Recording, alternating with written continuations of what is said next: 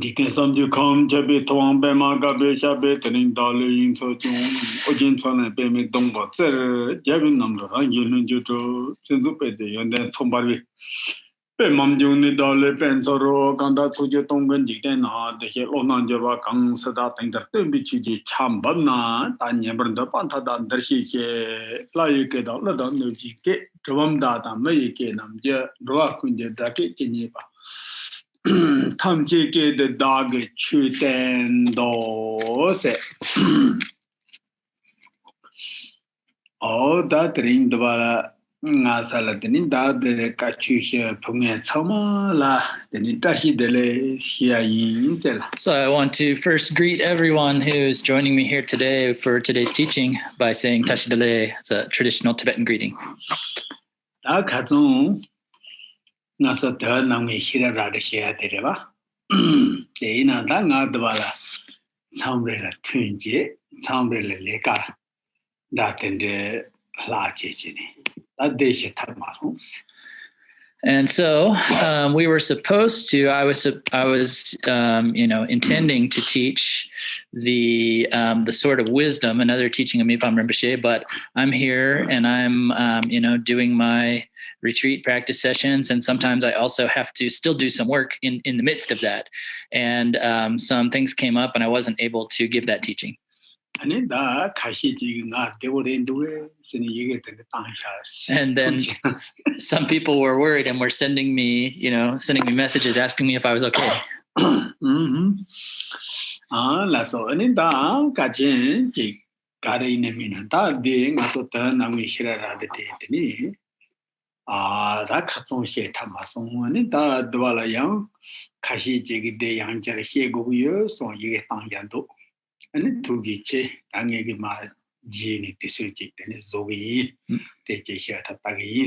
And so anyway, we weren't able to have that teaching.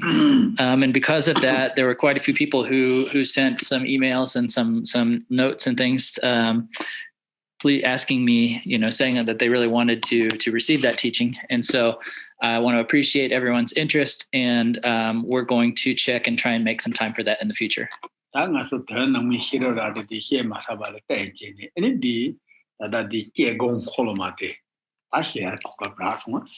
so because we didn't get the chance to go through and for me to teach the sort of wisdom, we now have the opportunity to hear these teachings on the wheel of analytic meditation.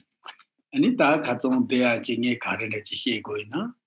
that I'm teaching ya trickle data the count, and shogomento to then it just then take the line, and just then go to the chicky and Yabundu, so the And so because we wouldn't have time to go through the whole sort of wisdom in one session, and so I was wondering what I should teach, and I was thinking I was just gonna have to sit on the throne and just say whatever came to mind. But then Justin said, yeah, maybe you should teach the wheel of analytic meditation. And then the Sundan, the Jegong Colomanding around the Chutin Tadijini Marai Mare, a long Tadijini, the Cabin Chinzer Muchig, Mohan Kamal Chatham, so Nare, a deed is with the Katsirindanga long radio, and the Kohian and the Cabin Chinzer Tapsons. And so I haven't received actual teaching, like an explanation teaching on this wheel of analytic meditation, but I have received the reading transmission of this text. When I received the entire collected works of Mipham Rinpoche, the reading transmission of the collected works of Mipham Rinpoche from Khyentse Rinpoche. And so I have permission, to give this teaching. Lasso, the Tadaka said, Dangaso Tari Aleta, Mambushe de Hachinich, so Matu Yomata, Koloma, the Taman Kolom Kolgoriki Paratana. So if I sit here saying too much, we won't have enough time to get through the whole wheel of analytic meditation. So we need to get to turning that wheel. Aninda Kitangeta Tipa, the name Maha, 가세다 제기 세고로다 마기 택바 충어 택바 첨보 다 상아 지고 가르 다디 제나양 다 희니다 란통세데 다 로고야도 지지야 차디오레스. So just generally speaking, in no matter what avenue of Buddhist practice you're approaching through, the different so-called vehicles of practice of the Mahayana, the Hinayana, the Vajrayana, in whatever kind of avenue of practice you are engaging in, the practices of shamatha and vipassana, or calm abiding and special insight, are necessities for any of those paths. 아니 다 데라 다 대탕 지금 원로 그 초대 인송네 다 양관 뭐 하는 문제 뒤우다나 배 사보송자 그발라 다 히라 탐지 다 히라 지 단동하고 이제 다 히라 탐지 그때네 원로 다 샘중알라 되니 디 개공 콜로만 되니 배 And so Mipham Rinpoche talks about in this text very clearly about how this text, the Wheel of Analytic Meditation, serves as a preliminary practice for any practices of shamatha and vipassana, calm abiding and special insight, whether they are of the sutra or tantric approach. And so that this is something which really purifies your mind, purifies your mental activity to prepare you, and that this is a very profound and beneficial practice to prepare you by purifying your mind, to prepare you for those practices of shamatha and vipassana. Ani dene songbanda ngaso tari de dene ma shivar chepala ani sendela ene thomar geba tan sendela semji cheba number junga soso tapi kegung kholoma se. And so then to begin these teachings, we talk about the introduction, the virtuous in the beginning, the introduction, which is virtuous in the beginning. And so we start off with the explanation of the title, which is the Wheel of Analytic Meditation that thoroughly pacifies mental activity, purifies mental activity, sorry. So, ani dende songbanda dele chitang ta thana ba yesido ta de chonde phache di mata doma ongba ta da mi bi da di yenda wuchi da phache nga so de chi hie yana yang tani mandik pa chi samare teng do ta di yete ani ka se ta de chi gom chi ni ta kolom ko chi ni o de chi ya zo da wo de chi. And so in this teaching, then, there are four principal, we could say, topics or points that are brought up. And those are the points of impermanence, suffering, emptiness, and selflessness. And so it would be, appropriate to say that those are the four kind of primary topics. And we go through those, we meditate on those like again and again. So it's like a turning wheel.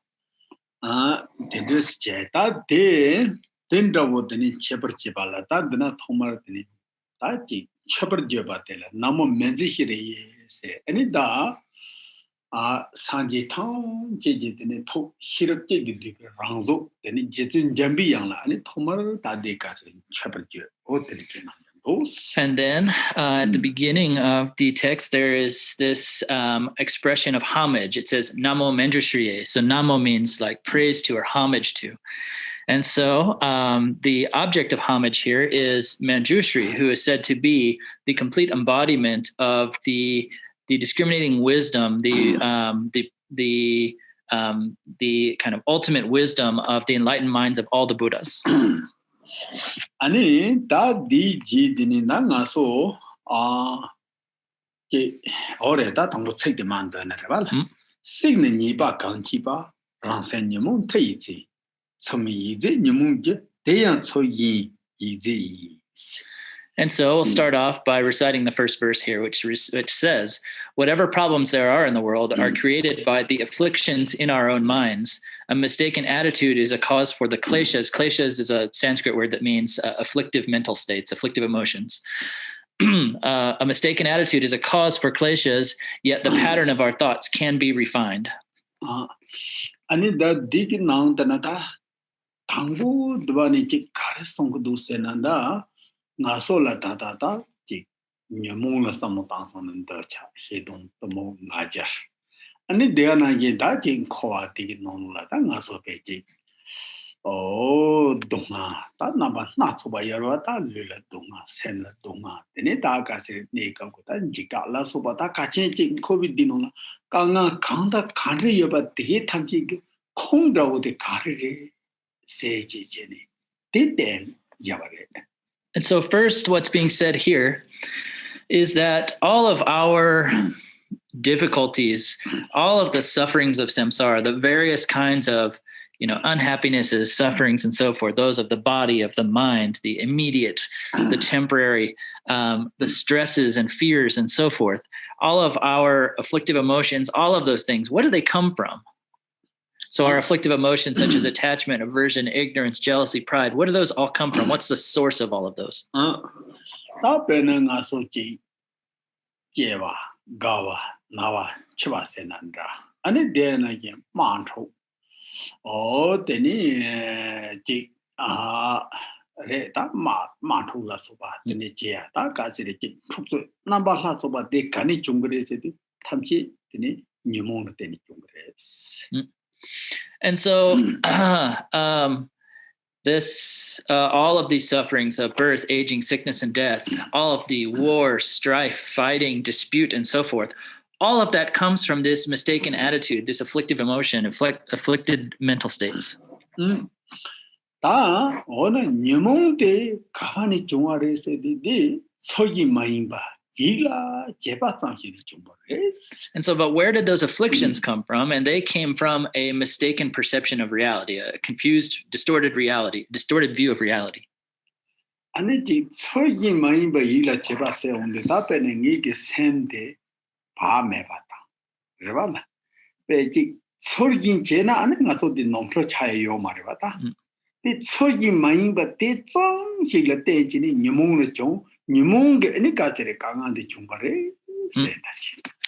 And so if our mind was reacting appropriately or in accordance with reality or appropriate with reality, then we wouldn't be making these mistakes and getting into these difficulties. But merely by having a misappropriation or improper engagement with what's actually there, with what is actually in reality, then we have all these disturbing emotions that come up, and those cause all of these subsequent delusions or difficulties of samsara, sufferings, and so forth.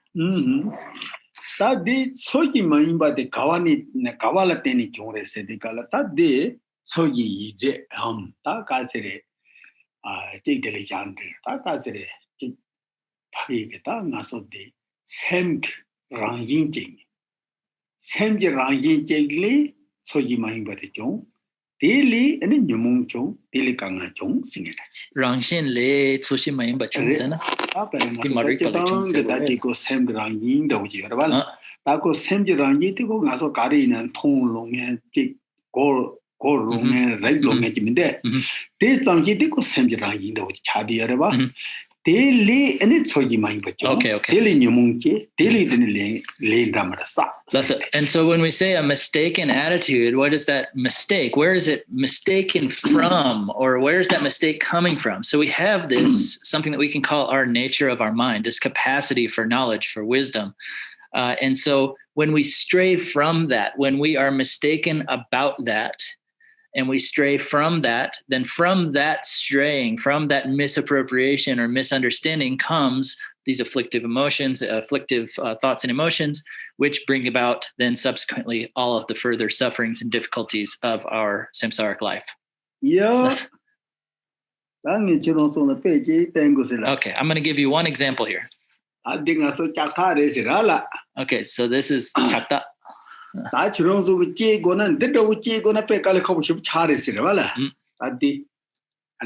that so if you want to cut this, it's going to be very difficult, right? Very difficult. That digging tatong did not look but ultimately this is connected up here. It meets with this part up here, and cutting it up here is really easy. Oh. So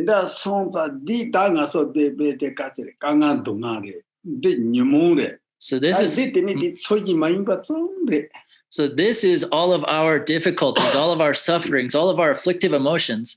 This is the mere misunderstanding of reality up here. Reality, Mere misunderstanding or mere mistaken attitude. this song nga so le reba yorda. So we have some hope here.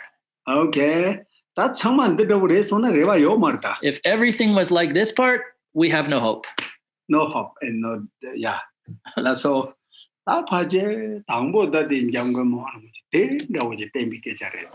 So that's like this is basically what Mipham Rinpoche, the author of this text, is trying to communicate here from the very beginning. And this home Zankalada, and this any time be my own, any ta Niembo, any ta Gaseric, then a gondon to some thank you, Kology gondon. Any deal at ten chasing any Tama Sogi Main be yellow chapate young, then it didn't have a chap.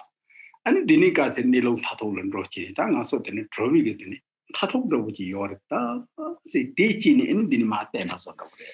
And so then he's showing us subsequently here the antidotes, which are these meditations, this wheel of meditations, which by relying upon that wheel of meditations, we can eliminate that mistaken attitude or mistaken connection or a mistaken view of reality, and which will bring us to this ultimate level of reality, which is pointing out to us that when we reach there, we have this opportunity to be liberated. Okay. Understand? Okay, it's really easy. I already said it. And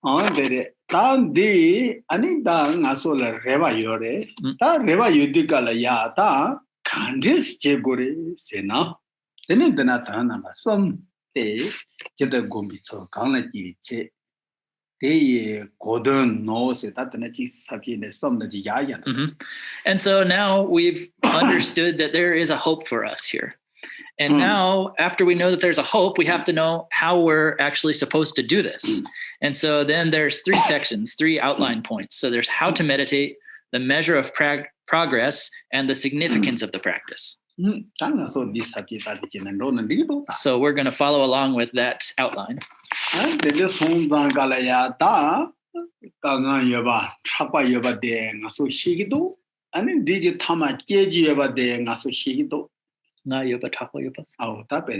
Oh, yeah.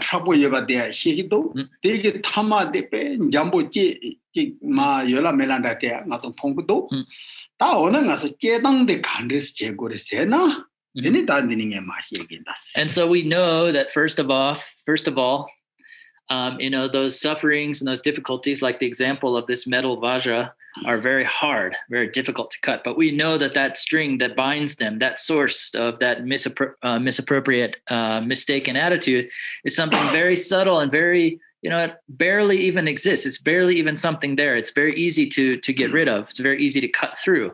And so now we have to learn how to cut it. And that's what's going to come next.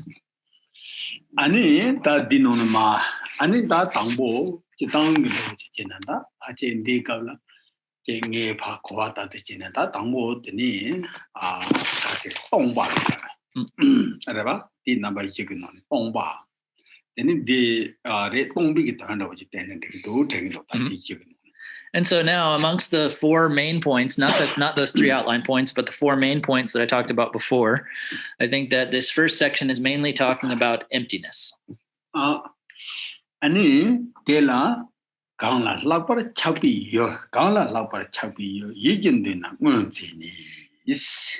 So first it says, imagine someone who stirs your intense attachment and consider them now present vividly before you. So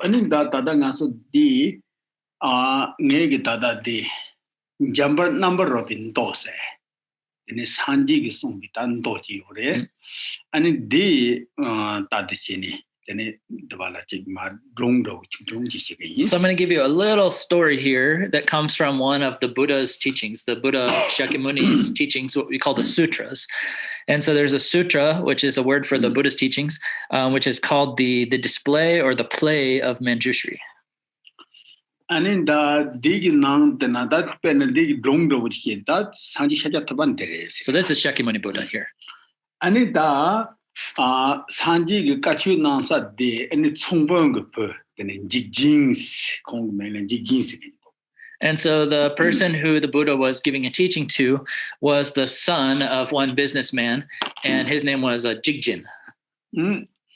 Ani da de shakya thabare da de jigjing de. Okay, so this is the Buddha Shakyamuni, and this is the son, Jigjin, the guy who he was teaching to. Ani shakya thaba song na cheu do cha da he dang da tmong nam ge zawa yo mare ni yo mare yi yo mare la so ba da tendri ge pe ne tike ge chodan ti ba tong ba sha da he do ne tong ni de si ni da pe de jan ni mong bu ji ma song ge do. And so then the Buddha said to Jigjin, to this boy, hey, Jigjin, attachment doesn't exist. Aversion doesn't exist. Ignorance doesn't exist. It has no root. It has no abode. It has no ground. And was talking directly about emptiness from the perspective of the Mahayana teachings. Da de chen do de da be de sanji ge de jigjing la da de sumba de nyam de jigjing de ne pe semba de so pe to ba cha sem ge no cha ba de so tam ji da ba mai ba cha dan de cha la so ba cha ba de so tam ji de ni xie so do. And so as soon as the Buddha had mentioned this to Jigjin, as soon as he had taught him in such a way, then Jigjin's mind became utterly tame, became utterly peaceful. All of the attachments and desires in his mind were suddenly pacified. That'd be great if that could happen to us, right? Ani de chadu de gala ani da twala ta ta di ne men song ma ga pomo tin do morang la de ne di sem ser chu o pal se do sem chu o par Men song ma san? Da Men song ma se wo. And so there was a daughter of one prostitute there, and her name was it doesn't really matter. I could translate her name, but it's basically like supreme gold, glorious light. But her, anyway, her name is Sercho Wupa. And so she was there as well. And da pomo de de ta de kala de ni da di jigjing de ta kope sem shiwa cha somata. And so she saw that Jigjin, the guy who the Buddha had just taught, that he had become totally pacified, that his desires and attachments had become pacified. And ta di tisu twala ya ta pomon dege ani pe pomon da pe lai pomon da wote ngabja tama chuche ani la pa no la romo da senyen cheba na ba na chopa te kreche. And so then she led 500, divine like goddesses, like divine women, who were all carrying musical instruments and symbols and offerings and everything before the Buddha. And those girls were like walking around, kind of encircling the Buddha. And so then the girls were sitting over here. And Jigjin was over here. And then the Buddha's other disciple, Manjushri, was there standing just next to the Buddha. And then Jambi Yang Magidi, and Jigjin Lama Lapchini. Oh, Jigjins. And it's wrong get any Pomo de Soga Pomo de Shi Dwe cinematic dwa. Pomashiki Dwe cinematic. Pomo de Shi Swes.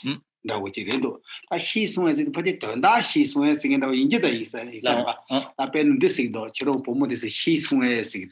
Oh, Shi Song said. And a young Jambi Kare Shi Song. Okay.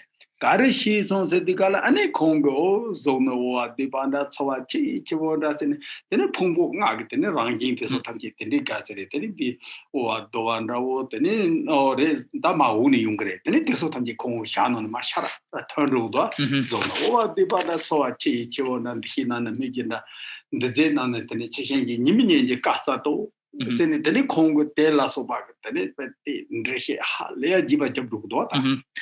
then so Manjushri asked Jigjin, so do you know these women? And he said, yes. And he said, what do you know about them?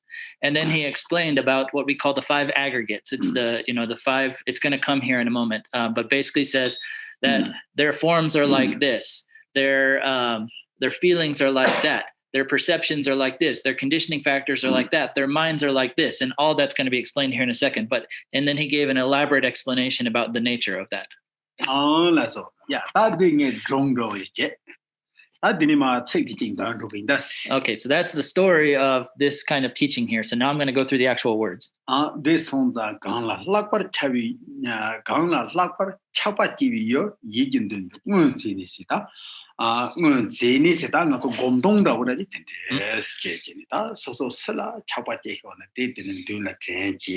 so we start the meditation by imagining, as it says here, imagine someone who stirs in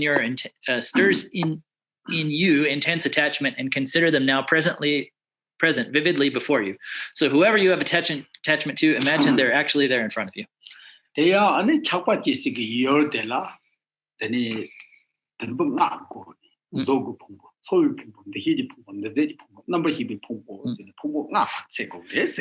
And then what we're going to do, it says separate this person into 5 component skandas. And so the skandas means like 5 components. And so the 5 components, when we talk about a person, are their physical form, their feelings, their perceptions, their conditioning factors, and their consciousness, their mind.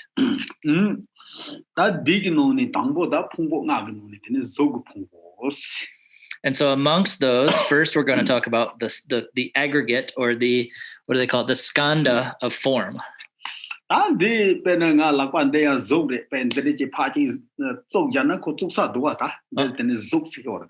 so I have, I have my hand here, and my hand is form because I can, press against it. So there's nothing for me to press against when I try and push this piece of metal into the sky, is there? And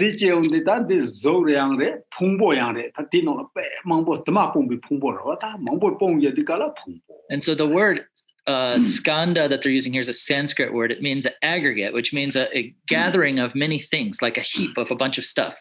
And so when the word in Tibetan for form is zuk, and zuk means to press against or to press into. So form is something that can be pressed into. And so it's not just a form, it's an aggregate of form, which means even this hand, even this form itself is made up of lots of different things. It's an aggregation of, or a heap of lots of different things. Yeah. Aninda dela thomar lula number tani sha shata riba kangda che de ne yena wangbo da yang je sing ba ta sen so ma zang ji na je nye ba sa la so ba kham ji so so che ba rong wi re gang da ji nin ji ba ne ji si dor de ta to ren ba che yin de re cha ba je ma je ta ma zang jing bu ji de la lu hi za ba ye me bi Luki Zawa Yin may be Lunamazang Concordance. Zada Ziba, Lupongdang, Bovadova, Tavan, Tongse, they don't take in those. That's all. And so then it says, consider and begin by investigating the physical body. Consider all its impure substances of flesh and blood, bones, marrow, fat, internal organs, limbs, and organs of sense, feces, urine, bacteria, hair, nails, and the like, and the components of the earth and other elements. Think of all of these aspects, each of which can be still divided further and then down to the very tiniest particle. Mentally dissect them all stage by stage, checking whether you feel desire for each in turn. Since there is nothing that we would call the body apart from these substances, varied and impure, a body is nothing but an unclean contraption, a bundle of muscles and fibers, a mound of waste, and seething fluids that ooze and trickle. Seeing that this is the fact, and consider it mindfully. So that's a benefit. Chata Russo. Nang la tene loa de yin la sopa denga.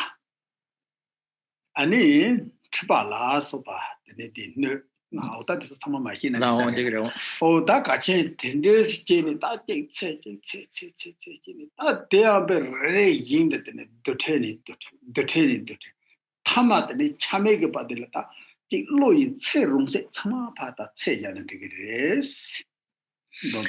And so then first we examine the body. So we break down, we have our flesh, we have our skin, we have our bones. Inside of that, we have all of our internal organs and so forth. So we divide our body down and down. Each of those, again, we continue breaking them down until we get into really like the tiniest of particles. And we break it apart and break it apart until we see that. And then I tambo pecha. Mama to lead with your half of your mother. I think the dead of what you take. 하가지 레도 cancer. 이 나로 간지러워지 먹고 요새 나도 삼았지. And so first, when I first started to study these things, I had never thought about this before. I'd never done this type of examination before. And I was just amazed. I thought, man, how is it possible that there are so many small things, all of these things going on inside of us? 아니야, 내가 나 이게다 대비 배차시다 고투고요 말이야. 아니 집에다 향와다 제와다 너블라서 봐서 시에오나 다 됐어나서 그래 향제세디 김바자 와도다 너블라서 봐들이지요 말이야. 요요. 다 되게다 저 시에오나 봐. 이 텐데스 제 시에온데 갈라 다 반장 가서 저 잡고 해야 다. 다 대쪽과 이미 점세 가르래. 다 얘가서 저 시라 시효 말이야. 취대에서 저 시효 말. 다 반장들 가서 그때 제베나디 And so, when I was first starting my studies, we were talking about this. And so I couldn't understand like all of the profound implications of all of this, but they're talking about all of these so-called impure substances, like our feces, our urine, our snot, all of this stuff, pus and so forth.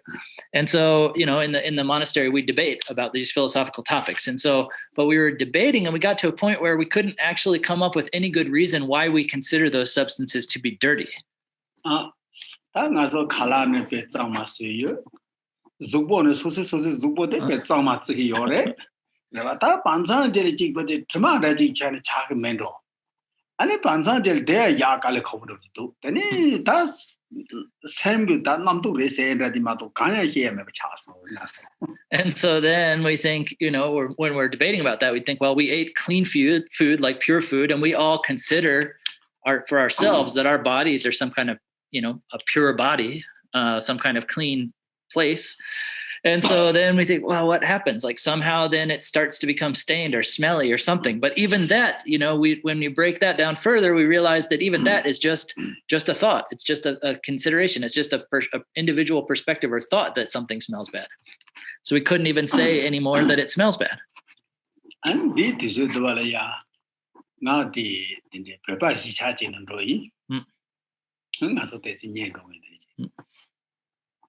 Ani pomo las ama zupo trigi bes lapso. Ama go mi zupo zangma yin si lapso. Na lapso keta kanda lapso samsa dachi. Ngana samde chi zupo depe chi zupa zonda wuchi ta kasere bedi. And so around that time, I went to one of the Tibetan refugee areas, nearby. And I went to one family's home that's some relatives of mine.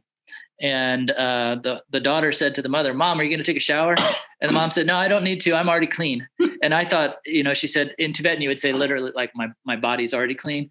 And I thought, "Oh, what do you mean your body's already clean?" I got all like kind of confused in my mind because she said, "No, my body's already clean."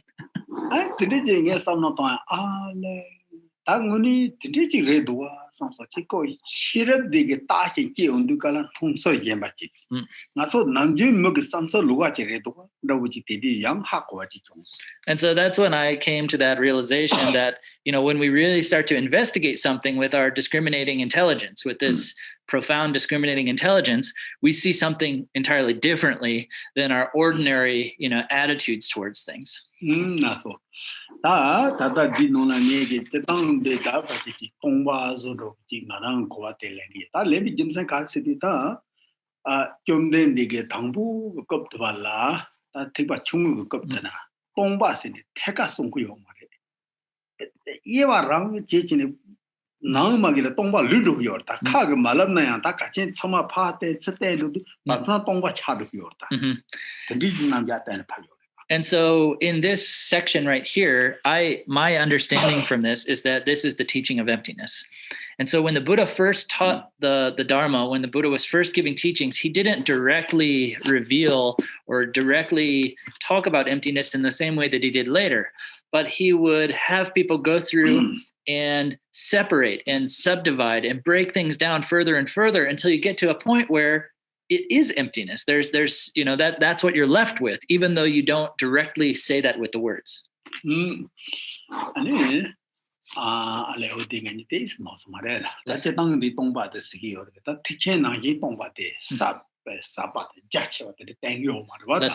so generally speaking, this is talking about emptiness. It's talking about the empty nature, but it's not in the same like profound and extensive way that it is talked about in some subsequent like Mahayana teachings. And in that dinula tata dis the boa doa tavne se doala tamatana. So some yasatana.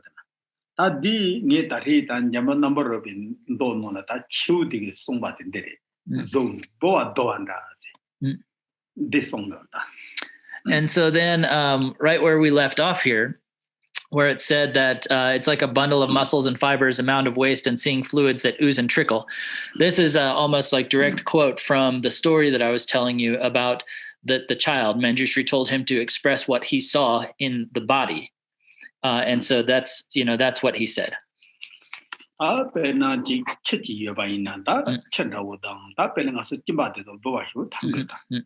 That this don't know the tape chips of what you have in a tape the Katsung of the Yakdota. That Tung of the Pen Boba Mambo is sound ko Boa de Pe, right Naba nuts, Mambo in Yapongo Yamato, Nalula Yomare, Reva, Dedicate. And then Dicarachi ko Boa de Achi, Sacha ko Chede Sopa in the ko Boa de ko Sopa Taron de Kenny that is a Yahlati Revako, Sopa. Not it is true.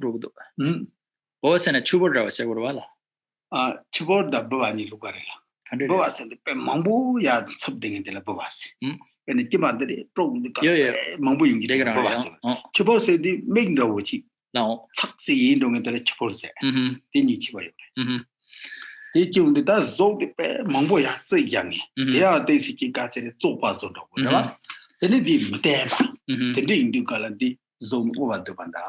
And so the example of the body that's given, it's not that clear in the translation here, but it's kind of like a bubble, and not just a bubble. When it says seething fluids that ooze and trickle, it's really talking about. So Kimbo was talking about, Khen Rinpoche was just explaining how like there's two words in Tibetan that are kind of like what we would say for a bubble, and maybe in English and scientific terminology there's a better word for this, but basically if you imagine that our body is like if you took urine and when urine's really stirred up, it's like bubbles on top of bubbles, like a mass of bubbles. So our body is like a mass of bubbles in that, it's a big collection of lots of things. Those things, in one way are kind of dirty, but in another way, when you look at them, they're like a bubble. There's no essence to it. There's nothing really inside of that bubble. On that that Chenaba Setata go Nigga supported a boa dowry. Mambo, can I take on tea? I think we didn't boa disobey. Sounds all boa that's a chug boa, pitch chair. Do not get it.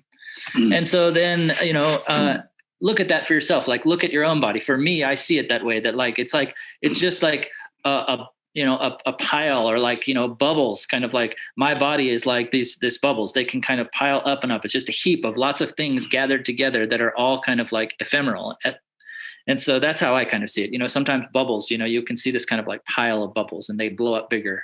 And then the lessons and the in a zone of what debata the meaning Megandala Panzomozo Mare, Serva, Rana Sayan Santan Tago, Santala Paya Tago, didn't know the child Yasmata, Chapachis, your take the la and Pumbo Mapa Segure, Song, Dana, that the Sayanta, Paya Tatis. And so then when we're talking about how we should see the body as this like, heap of impure bubbles or whatever, this like increasing like oozing like bubble, then, we should look at ourselves as well. So here it's mainly talking about this in perspective of looking at the body of the object of our desire. But we should also look at that. We should also dissect them into their 5 heaps, their 5 aggregates, their 5, parts. But we should also sometimes examine our own body in the same way. Oh, that's all. That did you that the color, the gom to the galata, Tata Casa. Nasugo, she up and no body chair, Ravala, no body chair, Yepachini, then a bed they call Tachi, up at the Namyana, the Tea, Passia, the Witchin, that's Sissy Ravala, that they cooperated in the attention. What did this Jenny? And so then when we're, actually meditating, then we need to have a really sharp mind, a really sharp intelligence, discriminating wisdom here.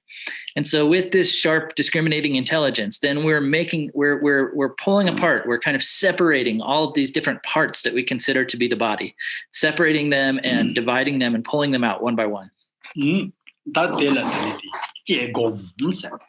And so that's what we refer to as analytic meditation.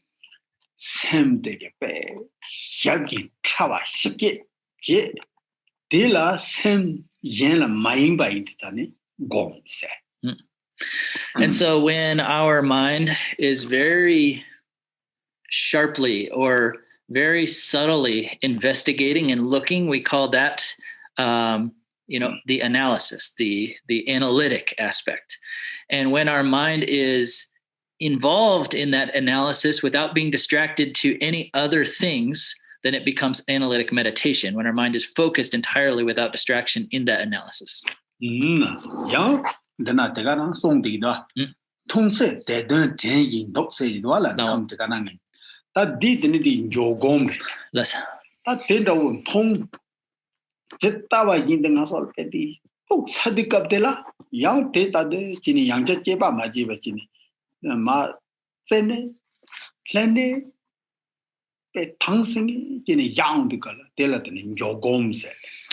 And so then the final line of this part here, it says, seeing this fact, sit and consider it mindfully. And I think the word consider maybe is not so good. Should just be like maintain awareness of that. And so if you're interpreting consider as think about. So the point is that we have already done the analysis. And so once we've done the analysis and we've seen that nature, then we've realized that nature. We don't need to continue thinking about it. We don't need to continue analyzing it. We just need to sit there vividly and very, aware, with a bright awareness, just sitting there and observing that nature. And so that's what's called placing or resting meditation. And so that was just in application to, or just in relation to, the first of those 5 aggregates, which is the aggregate of form.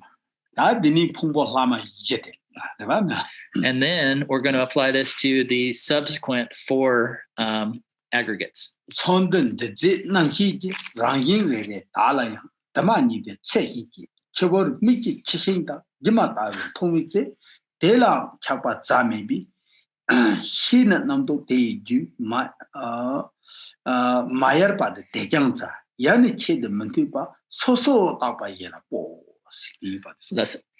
And so then now we're going to turn that to the subsequent aggregates. So the text reads, once the momentum of this insight fades, turn to feelings, perceptions, formations, and consciousness, and look into their nature.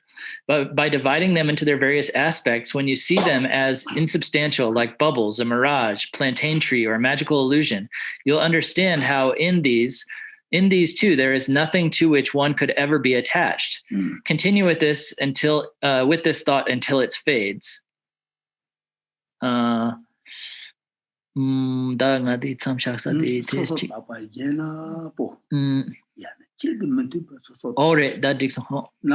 Okay.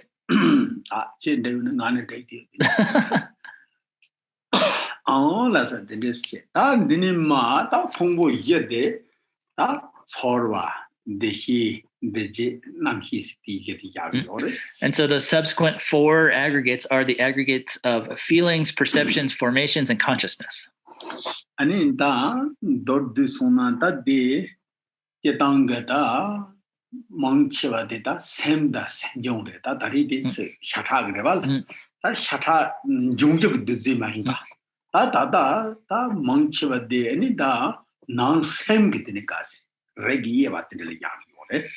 And so these 4 are all, in brief, to summarize, they are all aspects of your mind. And so the first, the aggregate of form, is talking about our physical form, like that which is made up of the elements, that which is flesh and blood and so forth. And so the subsequent 4, feelings, perceptions, formations, and consciousness, are all, main minds and what we call mental factors. So they're all aspects of your mind. And then you nangba yadi kalata ji si yaban rawde then the penhini the yagre, penbo the hibani de, then this yaba yagre.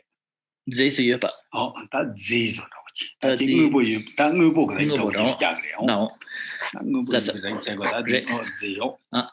And so normally speaking, like when Buddhists divide, what we would call real things or things that exist, they are anything that exists has to either be anything that exists as a thing, like a functional thing, has to be either, some kind of substance or like matter or a mind, some kind of consciousness. Dini Mahimba de Yang Pembo the Hibi Chalapata Yapi Ray Kajoreda. They mean this pen main tablas of that. There's something, that we composite that is not exactly either. It's called a non-associated compositional factor, but we don't really need to get into those divisions. I did this home that the Pombo Nagnone, any that Ambo de la Torva Sigdoa, then the Tangas of Benandi Injigala feeling No. And so then the first of those four is what, we say in English is feelings.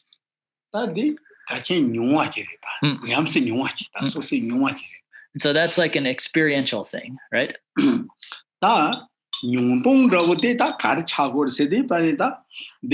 make the equality with source.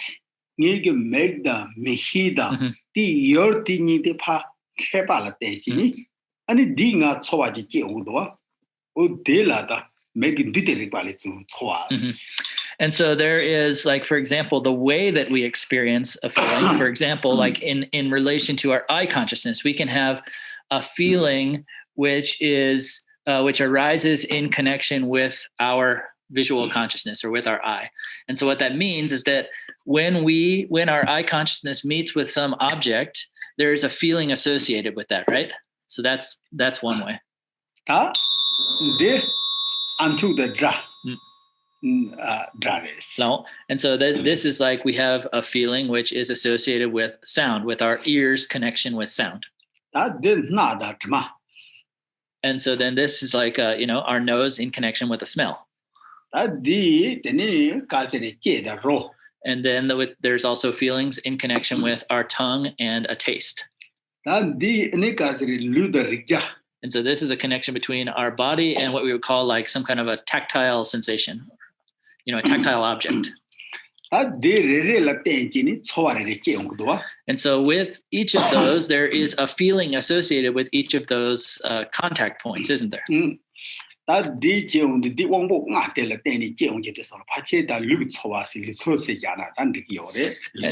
so we could say that any of those feelings which are associated with those 5 sense consciousnesses that I just showed you are what we call physical feelings. So our eye, like, is it's part of our body, right? It's physical. And that they mind, but also look at the tour, but I am Paki Sam good at the tour. That the ye. That ye day burning also looted they were in a go Sam the Donaki de Chidua. That they let in that same so sad. And then we have other kind of feelings which are not just our physical body. Like our body can be feeling quite healthy or comfortable, but we can still be experiencing suffering in our minds, right? So that's what we call mental suffering. And so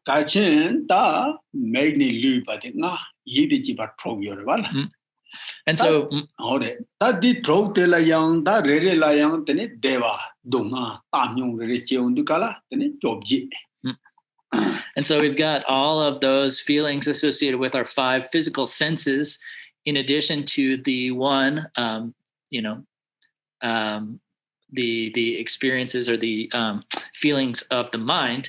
And when each of those, which we can say are 6 kind of avenues of experiencing feelings, they can all experience something which is either, comfort, distress, or discomfort, and maybe a neutral feeling. And so there's 18 possible feelings.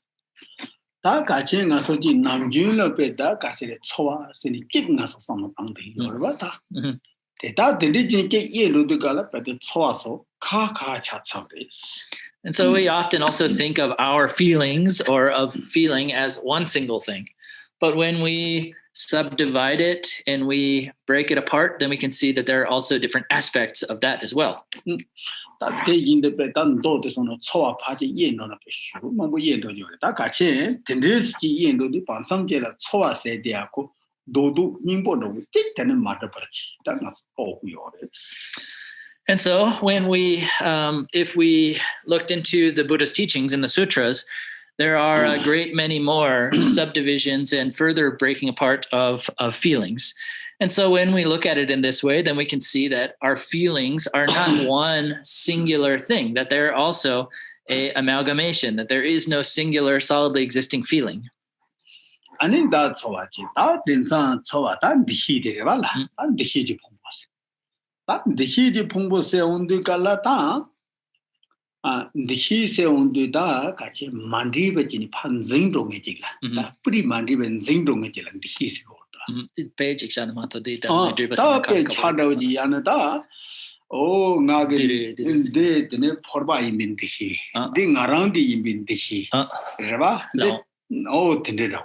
And so when we say perceptions, like in this Buddhist philosophical definitions, what it means is a mind which identifies something clearly without mixing it up with other things. So it clearly identifies something for what it is. For example, like this is a cup.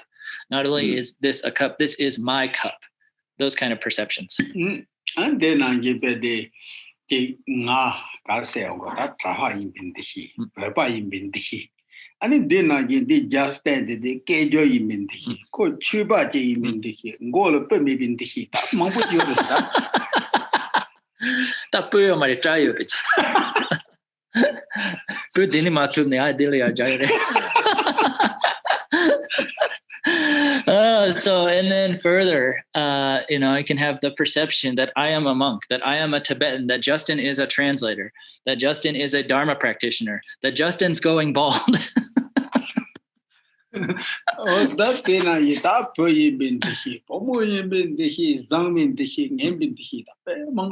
So we have so many perceptions, this is a boy, that's a girl, this is good, that's bad, all of those things. And then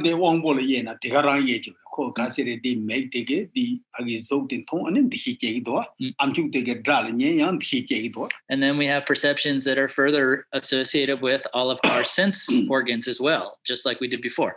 So like there is a perception that comes when we see a form, that identifies the form, when we hear a sound and so forth.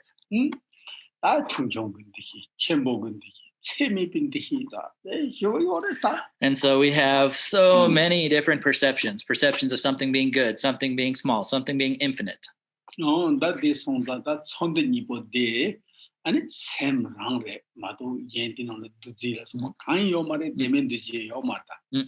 And so feeling and perception are both just mind. They're just parts of your mind. They're not some other complicated thing. They're just some part of your mind.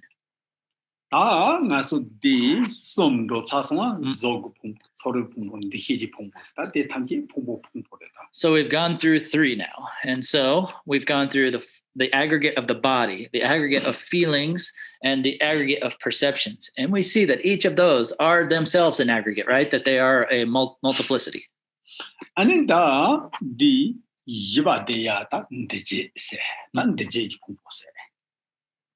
Now the 4th is in formations.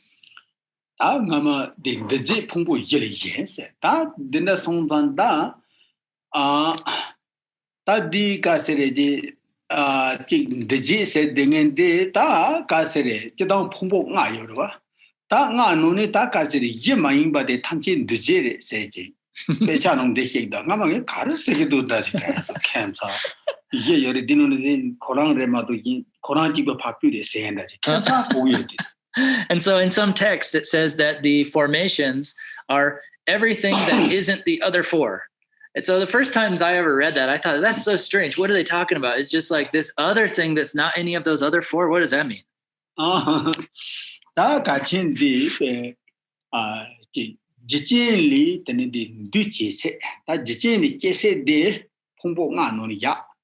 다 풍부 이마잉에 그다 지제네 제세 참아데 코로나는 서루지잖아. And so, like, imagine that the five aggregates encompasses everything that exists, that's anything which is created through causality, through causes and conditions. So that encompasses all of the five aggregates. So the five aggregates are anything that comes about due to causes and conditions. And then you take anything that is created by causes and conditions that doesn't fit into the other four categories, and those are the formations. 아니 다 디누나다 세미잉에다 밍에니 요레다 가시다 집어면도 쓰레바다 세미잉엔델라다 제당 셈종 되네 납치 짝게 세네 요레 디누니 촌데니디 파피비기다 사마드나 요레다. And so then there are some within this which are other aspects of mind and some which are not. So when we talk in Buddhism, divisions of mind and so forth, we talk about primary minds and mental factors. And there are 51 mental factors. And to further complicate things, feelings and perceptions are two of those mental factors. So in the aggregate of formations, then one part of the formations is all of those 51 mental factors except for feelings and perceptions. And so, for example, there are what we call the 11 virtuous mental factors, like faith and so forth. And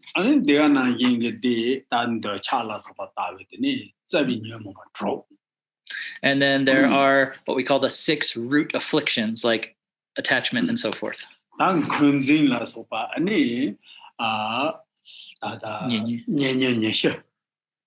And then we have like, holding a grudge. For example, we have what are called the 20 secondary afflictive states of mind.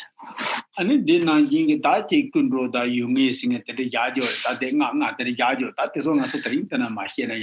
there. And then there are further, divisions of like the 5 always accompanying factors, the 5 with certain, with definitive objects and so forth. But we're not going to get into that. It's not the point of discussing here. The point is that there are 51 mental factors.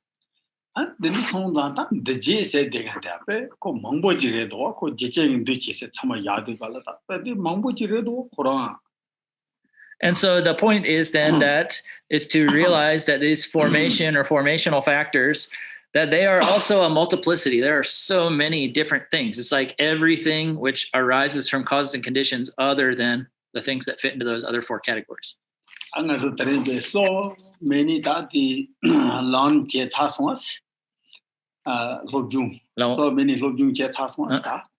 So we learned so many things today.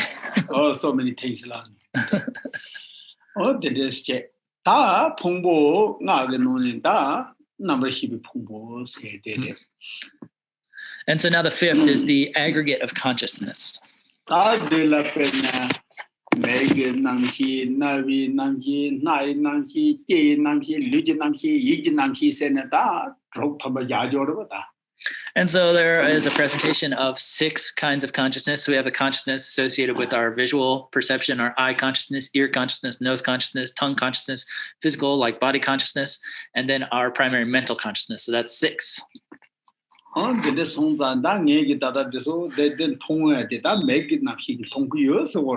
what we'd say then is that when I see this, my visual, my eye consciousness is what's seeing this. And we'd say then that my ear consciousness is what hears the sound.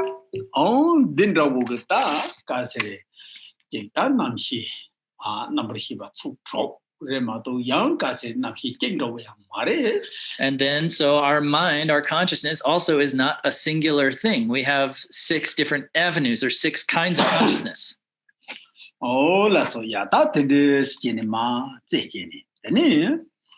Tamani the taking case, then the chobor, that soa de chobortav. Then the he de miketav, sorwa, the he, the jade, then the king tab. Then it number he by the jimatav, say, oh, that bed in the generally in the martin, and so then in the root text back, at the bottom of the first page, it says, by dividing them into their various aspects, when you see them as insubstantial, like bubbles, a mirage, a plantain tree, or a magical illusion, you'll understand how in these two, there is nothing to which one could ever be attached. And so these are subsequent. They're not just a random order. So bubbles are the example for the insubstantiality of our feelings. A mirage is the example for the perceptions, a plantain tree for formations, and a magical illusion as our consciousness. 아닌다 소와페네 치볼 아브세디다 나서 치나마페 야고 하고 호지레다 아메리카디 캠핑 다르세네 로얄 페 가부도와 다 레지 제워진 타운도 가라코 치볼나기 맥나기 bomb 시케레 탁셀라도 된 차례다. So how our feelings are like a bubble, then Americans, you understand really well, you know? Like, let's say you go camping. Americans like to go camping. You go and you see a really beautiful mountain, and all of a sudden this feeling comes up like a bubble, and then all of a sudden it's gone, like nothing ever happened. And then you'll run over to look at something else, and then some feeling comes up for that.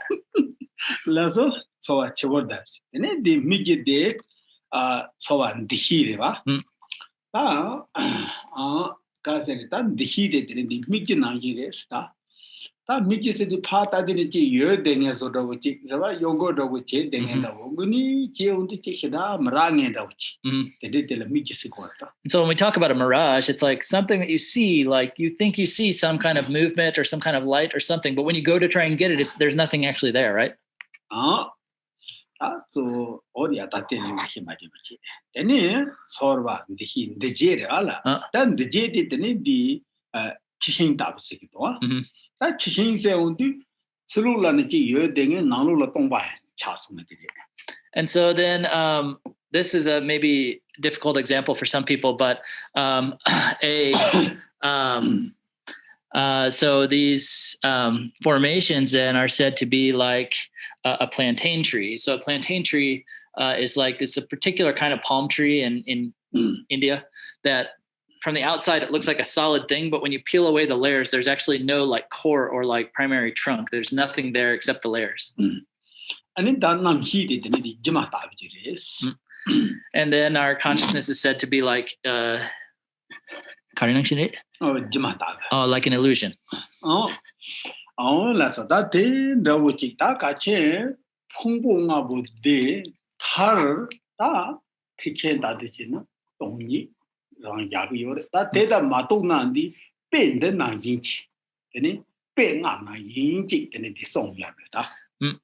And so then all of these five aggregates in the Mahayana teachings are said to be emptiness.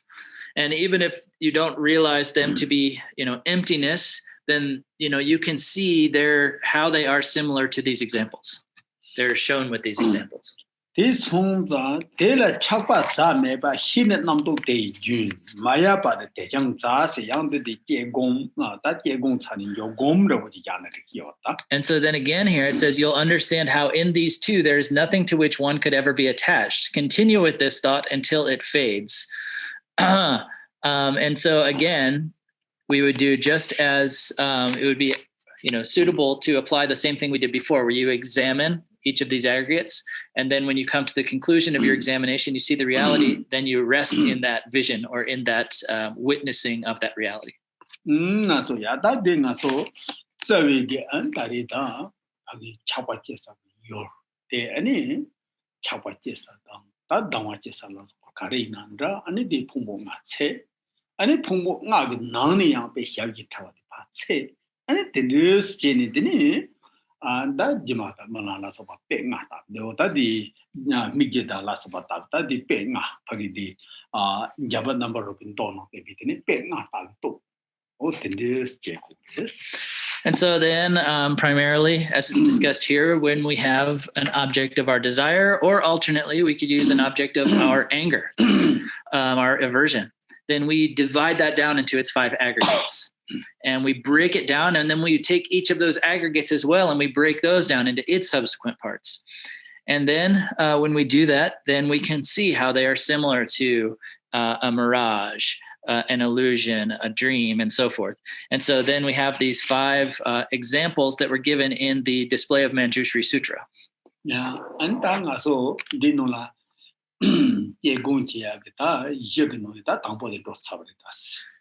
That's it. And so that is the fundamental process then of the analytic meditation, the first aspect of this text here. So now we need to get into the second point, or else we're not going to have time to get through all of this. So now I'm going to talk about impermanence.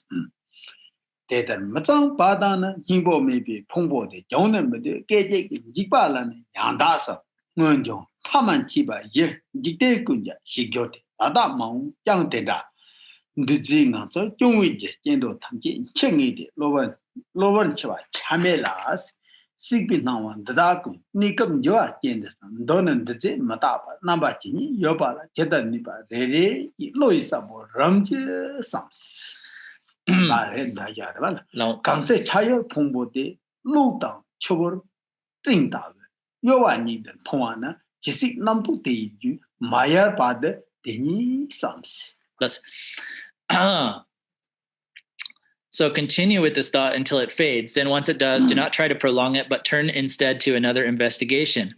Reflect deeply on how these aggregates, which are impure and lack real essence, do not remain once they have arisen, but perish from one moment to the next.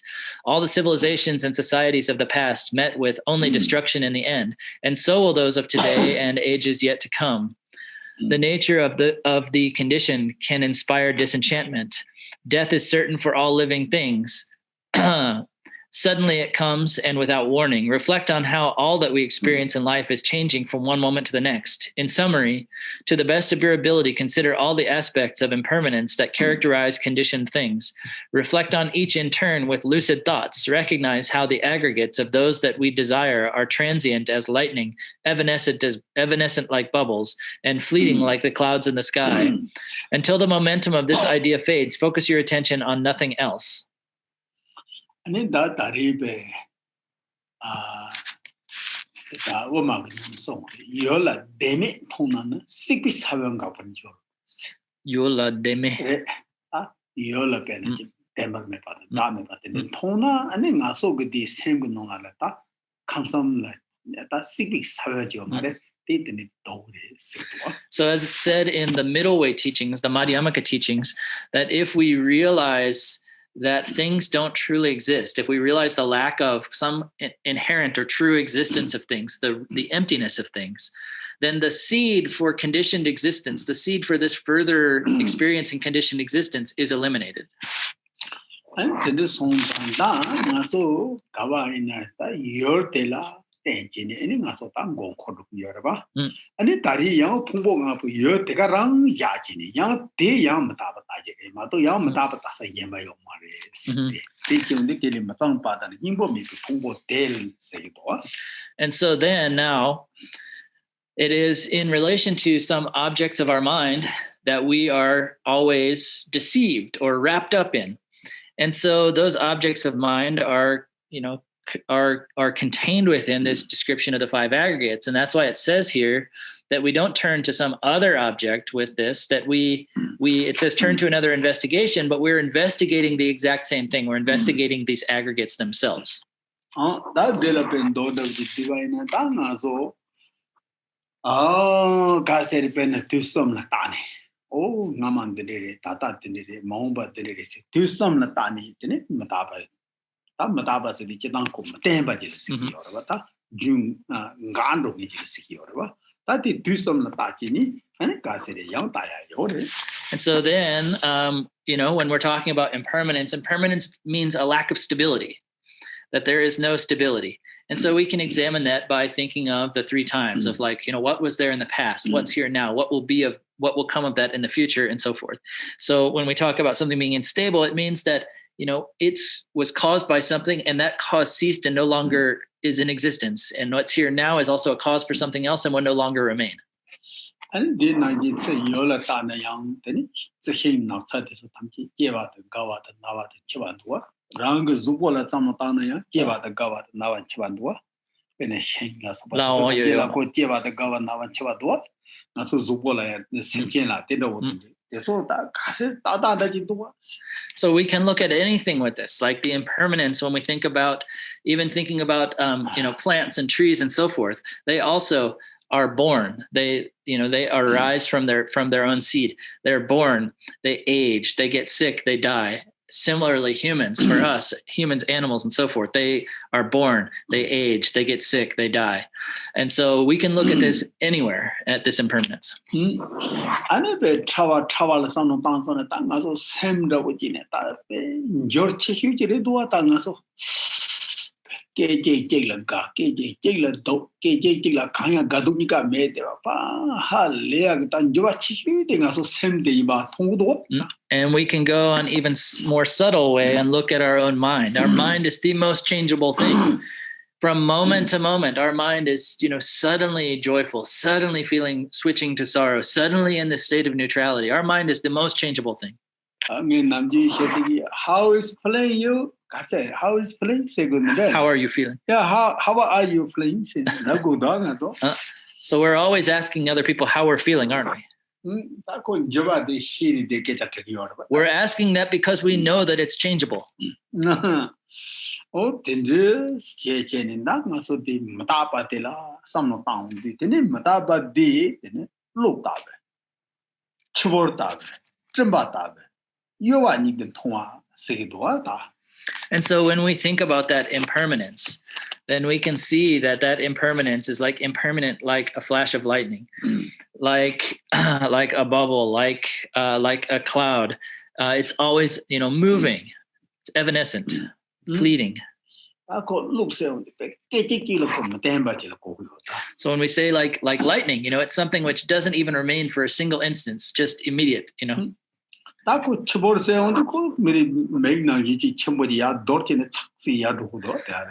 a bubble as well. It can blow up really big like an eye, and then just in a moment burst and disappear. Tata rang draw yagitola, Tata rang ko number the zone sounds and a meso, zone that guys shings on the tape can't stop the ninja number. And so then like clouds, clouds are always moving, and right now they can appear and then dissolve. They can change forms. Sometimes they look like a person, sometimes they look like a bird. They can take all kinds of strange forms. On that then I use Jenny Damas of the move to targets. Madame Matempa.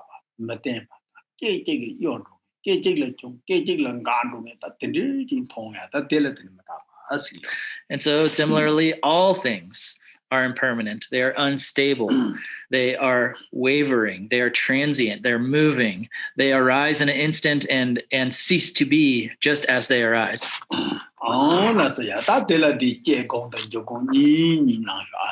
And so then similarly with that, then you should with the aggregates, then you should practice for each of the aggregates, you should practice analysis and a resting meditation, or placing resting meditation. Tutu. Tutu chik kamachama. Ale, some Yoruba. Yola. Tata o seredasta, so di.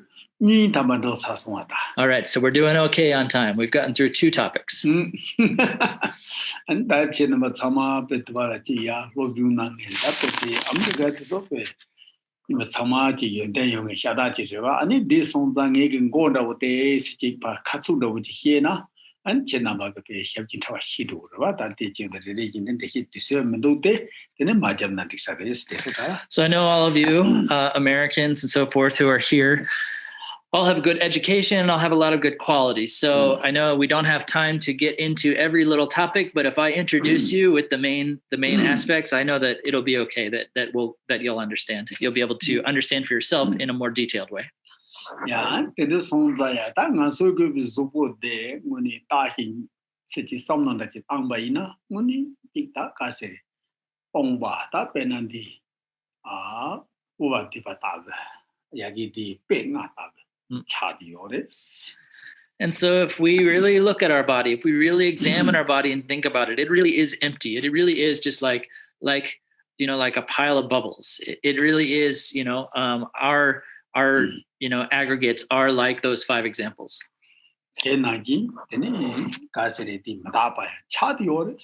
And similarly, it is also impermanent. And no matter where we look, it's all the same. So now we're on to the third topic. And so now we're going to be talking about suffering here.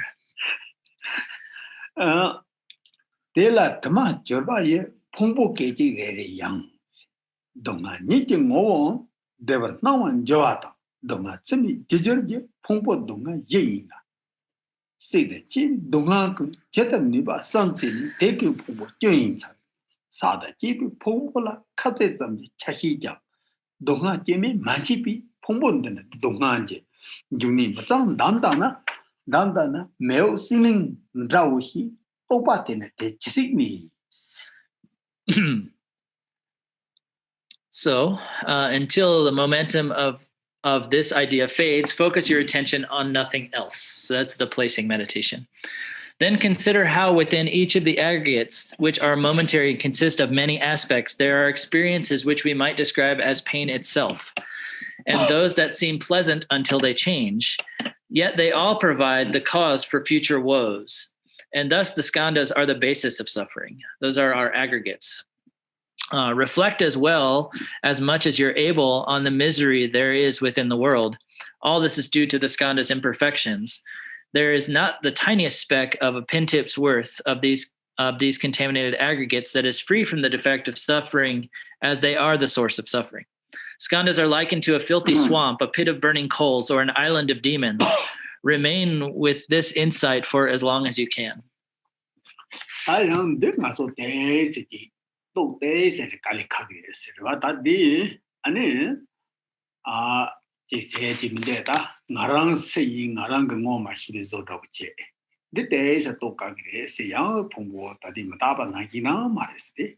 So this is a little bit more difficult to realize. It's something that we don't really recognize about ourselves. It's not so easy to understand, just like how our aggregates are impermanent.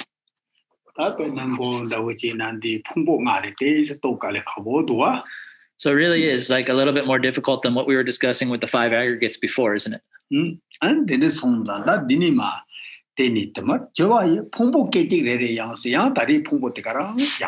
So, but we're talking about the very same topic. So we're focusing our attention on nothing else. We're considering how within each of the aggregates, which are momentary, that's what we were just discussing, the impermanence, and consist of many aspects, how there are experiences we might describe as pain itself. So we're still talking about the aggregates.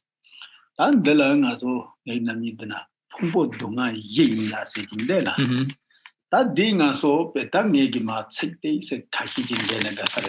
So I think it's probably good if I talk about this a little bit. There's this line here that says, and thus the skandas are the basis of suffering. So I want to talk a little bit about that.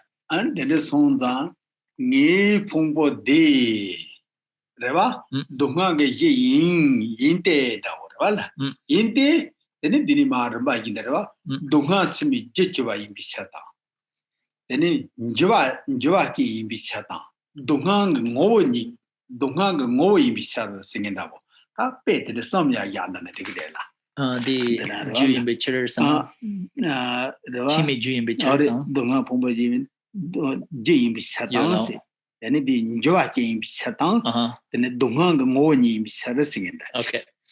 And so then there are a couple lines here that explain this. And so it says that here, the 3 reasons, basically. So it says that the 3 reasons are okay. And so it says here that that it is because they are pain itself. They seem pleasant until they change. So it means that they are changeable. And these are reasons why my aggregates are the basis for suffering. So it is because they are pain itself, they are changeable, and because they cause future suffering.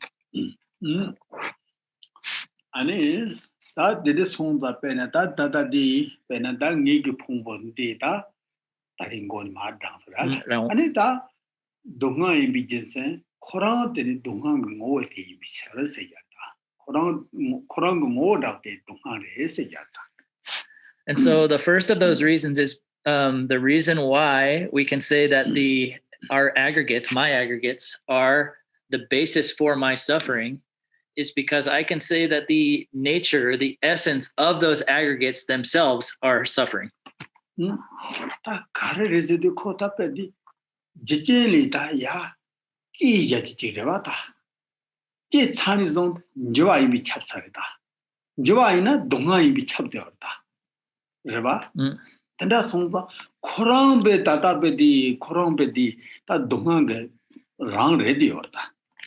And so the reason why we can say that, the reason why that is the case is because our aggregates arise from causes and conditions. So anything that is born from a cause is unstable.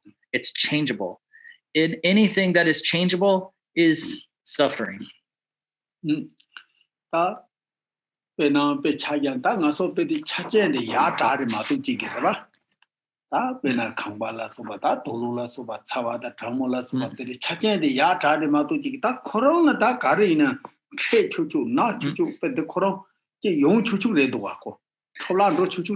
So like, for example, we have all of the best conditions for life. We have good clothes, we have a nice house, we have heating, we have air conditioning, we have everything. But still, our body is very susceptible to pain, to discomfort, to displeasure, to sickness, to death.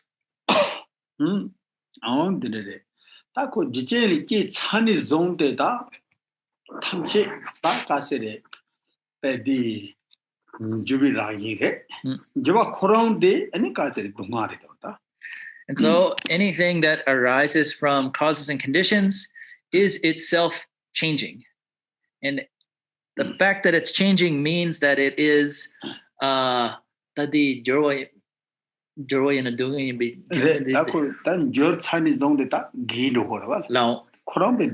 so it is always changing. It's getting older. It is,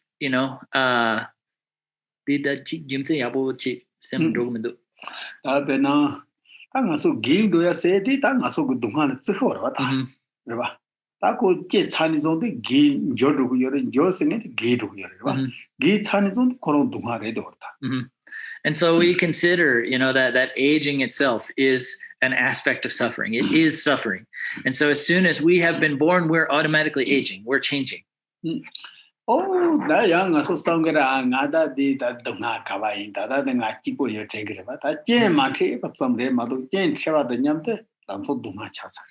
And so we might think, oh, suffering, what are you talking about? I'm not suffering. But our fact that think we're not suffering right now is just merely due to the fact that we're not meeting with the conditions that will cause us displeasure or discomfort or whatever. As soon as we meet with them, we're ready for it to happen at a moment's notice.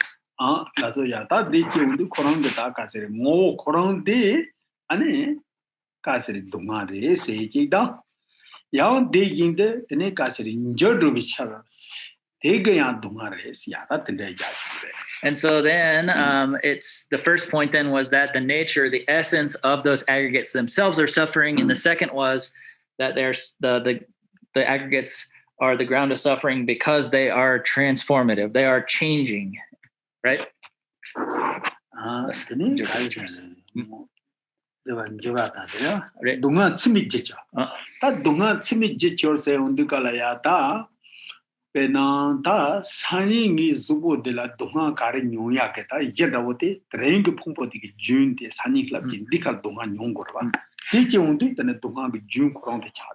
And so we just talked about that changeability and the reason why changeability makes our aggregates the ground of suffering or the foundation of suffering. And then the third reason was because they are the cause of future suffering. They are the ground or the cause of future suffering. So whatever kind of displeasure, discomfort, lack of satisfaction, so forth, that I will experience tomorrow is rooted in the continuity of my 5 aggregates today.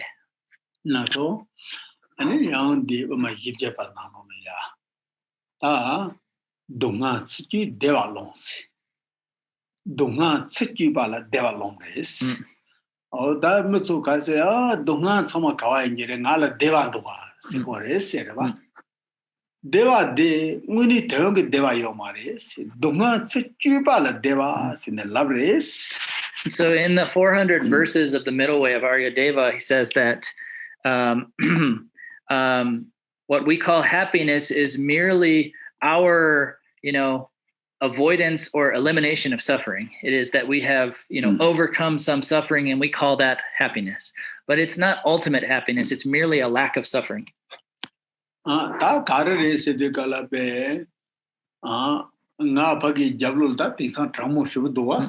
Ani dulu mebaci maramal jablu ji thando na pe shoji drang je ni phagila pa de matha undi langsung khangba chawo non chejin zu undi kala pe jibon da ore chogres kaise de phagi donga di yedu kala teni ngara ji bu chogres yang digi che che undi kala yang donga chogre ba yang pha jablu ro je te kala yang te sa ta langsung de wa da ji chogdo wa o da de sumbare na. And so what he's being said here is that, for example, here in Montana it's super cold outside.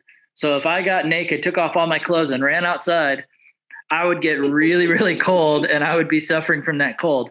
And when I ran inside, I would be really pleasant. I would feel really pleasant and comfortable. But that pleasant and comfortable feeling is actually just a feeling of no longer experiencing suffering. It's just a feeling of the suffering going away. And then at a certain point, it might get too hot in here and I'm uncomfortable in here. And now I'm suffering because of the heat and I want to go outside. So I go back outside to cool back down and get comfortable again. And that's just the comfort of the dissipation of the suffering of being too hot.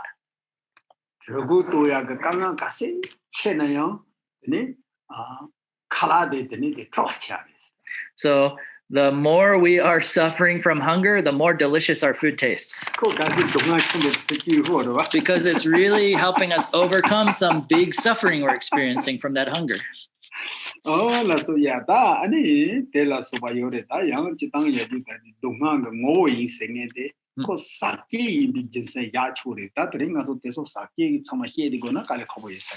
another, there are more reasons why we could say that the aggregates are the nature of suffering. There's a whole other discussion about, something being, the technical term is contaminated. Don't think too much about that, but but we don't have time to get into that whole discussion today. So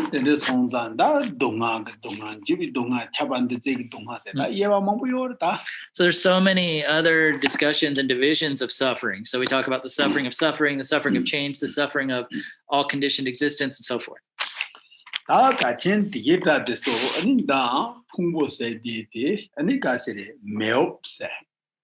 Melt is the Sabodor. Do that. Melt. And they got the symbol links. That symbol links said the Ingita, the symbol said the Ingit Mustang agent Sigidor. That the legal link chain, that magic love song, that Susaru, the Hakoman, what is links at the Digisidor. That Dileang, Dileang, the Diger Doleang, chick the Simbu. Symbol Marit, Simbu. Da subo na le ande pe bu momo simbu tongche se do la da de kenta ka da ko ji do ko simbu se na ko ya chi do ji da nam ji pe ne da ka se me ma mo jo na ma ri ka se ne na do ngang go simbu lane ka se de ne de mare content Dixon. And so then he says here that that the aggregates themselves are like a pit of burning coals or an island of demons. So the word demons here, in that word in Tibetan means, someone or some being that eats human flesh. That day that was so bad. Just day. The new young castle data, not so and so anyway, it says then remain with this insight for as long as you can. And so what we're doing then is we are investigating, we're doing the analytic meditation of the aggregates. And then when we have the insight, then we rest in that insight. Yeah. Okay. So now we're done talking about suffering.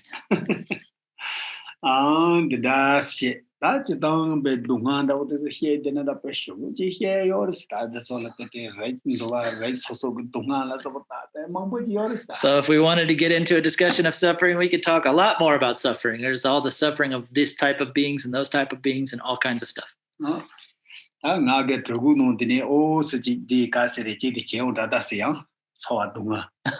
My stomach's having a bit, pretty good amount of, feeling of suffering right now.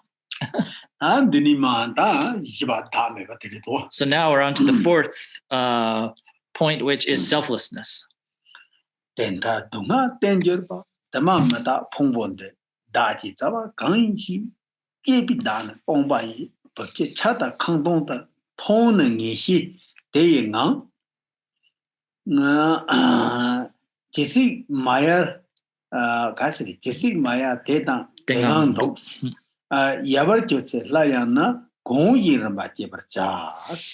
And so then on this fourth point, then it says at the end, investigate these aggregates, which have many aspects and are impermanent, and whose suffering nature has now been shown, and look for what is it that we call I. When you see that like a waterfall, a shower of rain, or an empty house, they are devoid of any intrinsic self, remain until this conviction fades. When it does disappear, then once again investigate in the stages as they have been shown.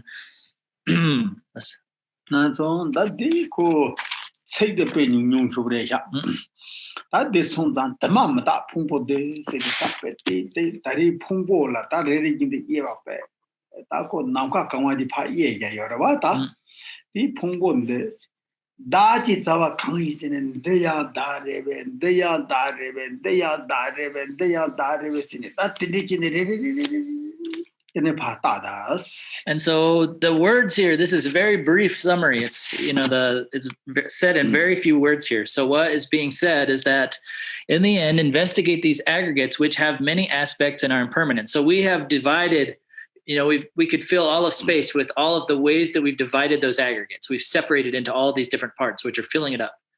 And now what it says is to look at those and look for what is I. So we look and we say, is this one I? Is that one I? Is that one I? Is that one I? And so forth.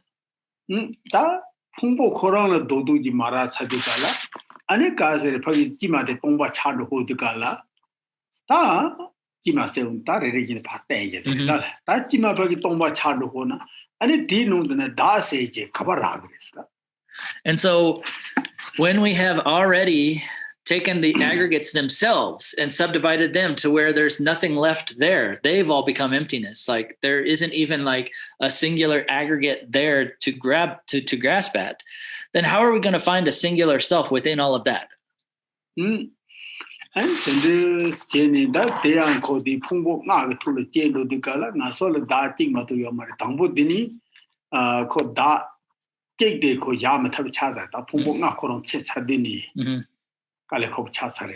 And so, we've already investigated the 5 aggregates. We've broken down what we think of as a self into 5 aggregates, and we think of ourself as something singular. So we've already broken it apart. It's become difficult to even posit a singular self once we've already broken it into 5 aggregates.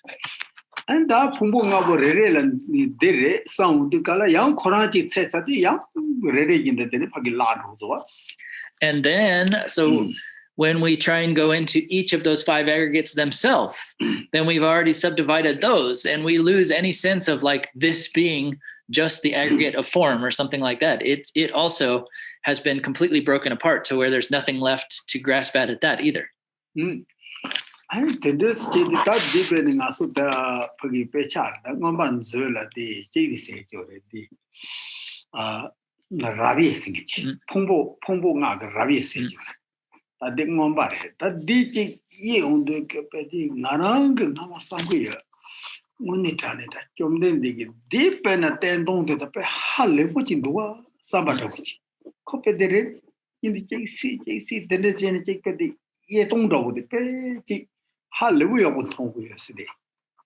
So there's a section of the Abhidharma. It's the name of a section of the Buddha's teachings. And it's called the divisions of the aggregates. And so in that, the Buddha breaks down the aggregates into all these divisions. And when I was first studying that, I was just amazed, like really, really impressed, really amazed by the way that the Buddha taught that, this subdivision, the divisions into all of these different aspects.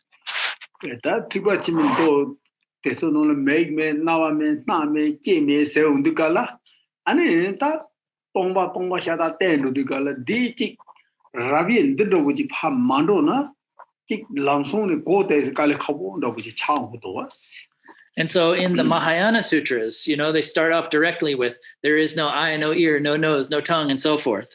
And if you haven't gone through and seen all of these divisions and breakdowns of the aggregates, it's quite difficult to understand if you jump directly to the Mahayana presentation.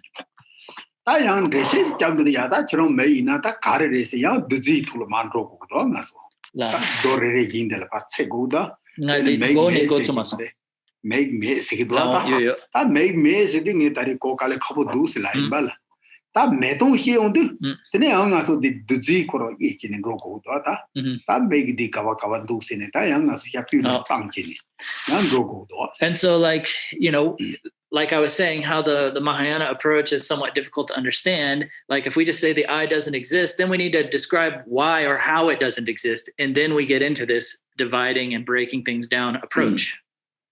In this home and that, also dig nanola that, in this genetic there, but the cross. Golu passam said the noun that and nanka that some that and do it, the copy then go in Joe by the shit, go joining go by the shit, said the noun the part the nanka that some. And so in this investigation of looking for the self, then we go through our entire body, the inner, the outer, the in-between, all of the aspects into space, into our physical body, into the inner, outer, and everything. And we look for where that self is. And in that, this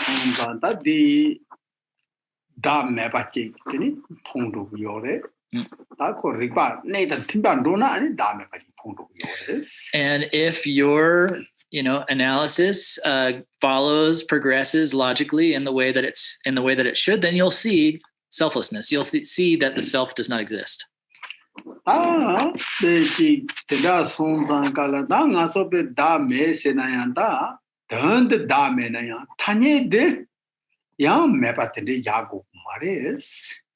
Kaze tanye de ngaso phungbo nga chupande sangkila tene ngaso go semgen zimba dang kiba jingla nga da sene ta yabaji yachu de ngaso bede meba tene yago mare.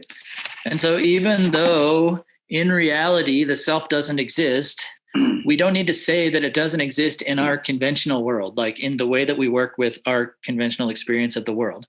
So conventionally speaking, when we have these five aggregates, it's on the basis of these five aggregates that our mind grasps at them and thinks me or I. And so even though in reality the self doesn't exist, when we talk about the conventional world of we don't need to say that even conventionally the self doesn't exist. We can posit a conventionally existing self, which is a mere imputation of the mind.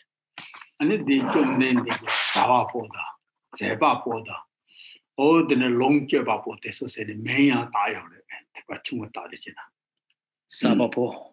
Sabapo.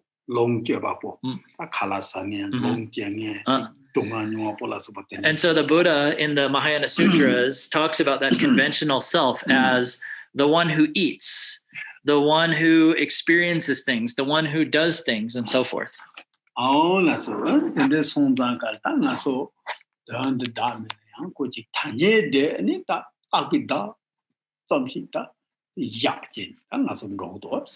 so even though that self does not ultimately exist, or in reality it doesn't exist, we have what we call the labeled or the superimposed or the imputed self. And that's how we progress. We work with, in our conventional world with that level of self.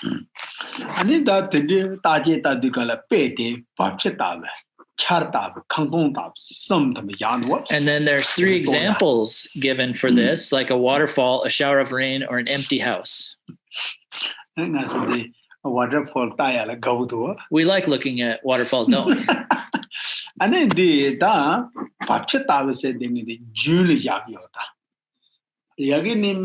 the waterfall tahal rogi is in also the yagan rogi yore. In a waterfall they could juxare yo maringuni in a jum machi particular. And so the example of the waterfall is an example of what we can call a continuum or a continuity.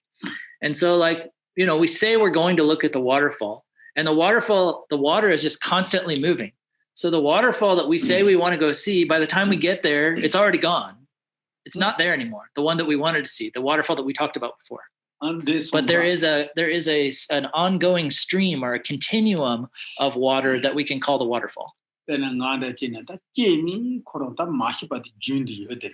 so, for example, like from the time I'm born until I die, there is this continuity or a continuum of me, isn't there?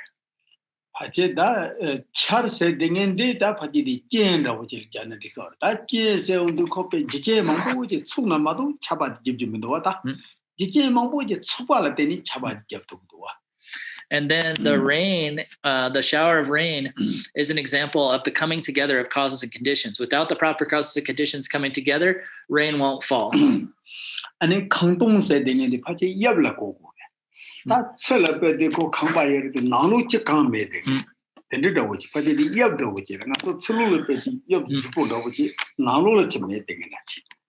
And so then the empty house is an example of like the outer form or the shape. So like, for example, from the outside, we look like somehow impressive or like, some solid and impressive thing, but there's nothing inside.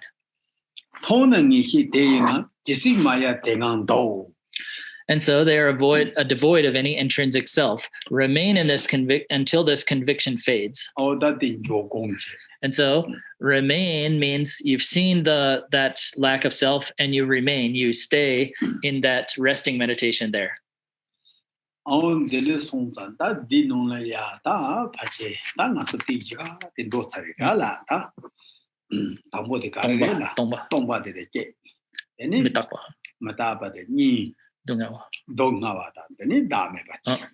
And so now we've gone through those four primary topics, which were first, empty, that things are empty, that the aggregates are empty, that they're impermanent, that they're suffering, and that they're selfless.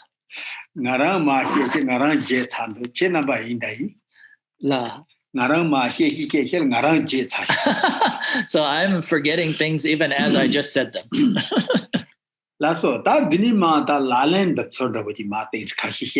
So now there's a few more points here about how to practice.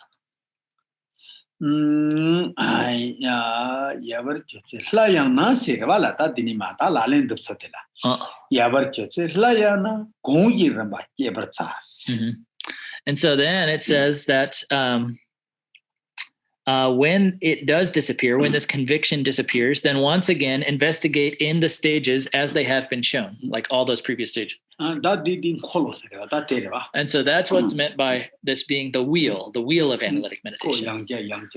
So you again and again investigate and meditate.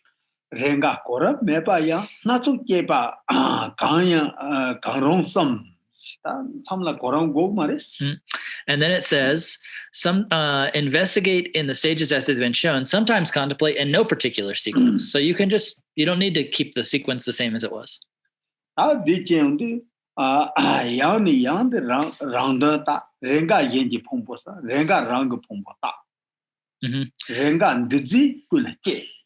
And so it says, sometimes contemplate in no particular sequence, or else investigate a variety of things. Practice investigating these points again and again, sometimes considering another's aggregates, sometimes looking into your own. And at times analyzing all that is conditioned, meaning everything that exists.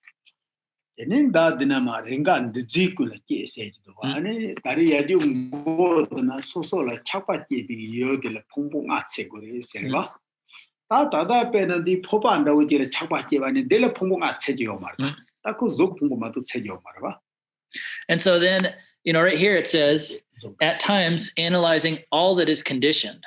And so in the beginning, it said, at the very beginning of the text, it said to examine the object of your attachment and break it into its 5 aggregates. But now it's saying all things. So let's say this cup, for example, let's say I'm attached to this cup. This cup, you can't break this into 5 aggregates. It's only a form aggregate.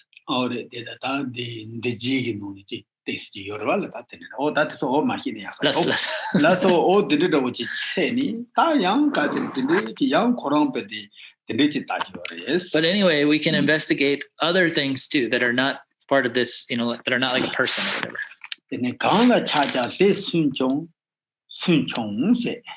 So let your attachment to anything be undermined. It means abandon, get rid of attachment to anything. Oria Tatam Dona Yas. Lao re. Dona Jepa Yebo, Dona Jepan de Yebo, Mimbit Namdo Pangni says, Jeping Holopame Kor, Jetsam Jing he jays. And so it says then, in short, renounce anything that does not involve an investigation of these four thoughts and turn the wheel of analysis again and again. The more you analyze, the more your certainty will grow. And that's on the bang so gom de he that them by go yores. And so what Mipham Rinpoche says is that we need to meditate with certainty. We need to be generating the certainty. And da Mohang this song already. Maji Zanari Yapali, Soting Doji Tamarni sage. Maji Zanari Yapali, Soting Doji Tamarni sage, in the hit of Ta Jeba Zani Majiva Chini Tegas, Gom Juvechi or the Frak Sepa dead. De Mohang Pede Dol Yavare. Magi Doji Ma Yogan Chetting Magilla Dako Doji Deho Nadava. Tako di do de da Kanyama Dako Yongo Kanyama Dako Magileka. Taka said in Sotain do Tamat Nagini Seja. Ni Ko Seja Mai, Mako Seja Mai, Gomi Seja Mai, Mago Se Mai, Edition, Makipa Yena, Sotain do Nagi, Sen Tamarwa, Rangipa Tegarang, De Degree. Teach Honda, Kepa Cheni, Anaka said, Nehi the Chibi Goni Congo, Song of that. And so Mipham Rinpoche, the author of this text, and elsewhere, he said he gave an example of meditation that is done without having done any analysis. And the example is like a rock. So if you put a rock in some water, it'll just sink to the bottom and just sit there. It won't move. It doesn't stir. It's just sitting there, just like ordinary. It's not sleeping. It's not sleeping. It's not meditating. It's not meditating. So if we, as a meditator, we meditate without gaining any certainty about that reality, and we just sit without doing any analysis and just meditate, then we'll be like that rock and we won't really be able to transform ourselves in any way. And so therefore, his point is that when we meditate, we need to meditate in a state of certainty that's brought about by that investigation. That's what they do. That's what things in the womb. I could salute that so they get guard. Not so big in the Kayarava. The Udana Yanga Taladan Dabano, Tom Yorava. That bed the corrupt Nakong, Tanako Magilla Datagi, they or that, they know which hug it is. And so he says that, you know, that stone that has sunk to the depths of like the pond, for example, it's just sinking into the filth and mud and dirt that's at the bottom of the pond. And it just becomes like this dark and dull and obscured thing.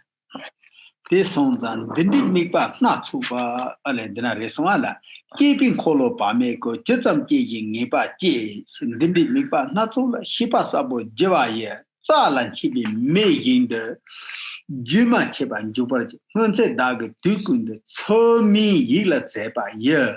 Not so topa Junjupa, they something the yatas. And so it says then that apply, therefore, a clear mind of intelligence to all kinds of observations just like these.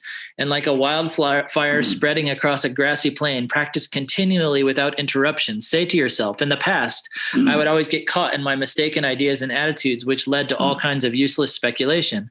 But now I will consider only this instead.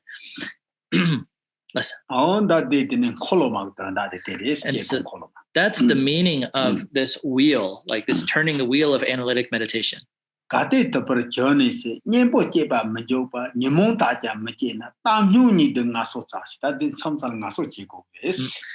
you find yourself getting tired, yet notice that the afflictions still do not arise, even without applying the antidote, then rest in equanimity to refresh your mind. So sometimes you just need to rest is the point.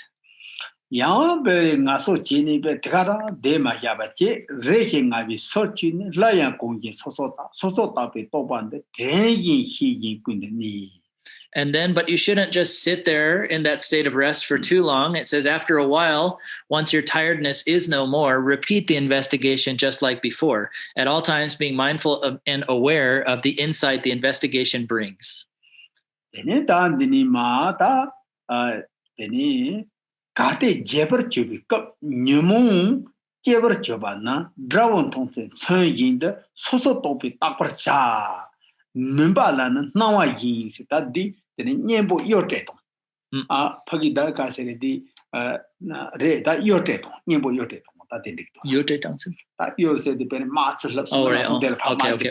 No. And so now this is the way of applying antidotes, or the way of sending out your armies when the enemies arise, is a way of talking about it. So it says, if at times you slip into forgetfulness and the afflictions have occasion to arise, then take up this investigation once more, like reaching for a weapon when enemies appear. Just like light will banish darkness, it's almost needless to say that a precise investigation as this, even if it's only practiced a little, will do great harm to the kleshas, that is the afflictive emotions and so forth.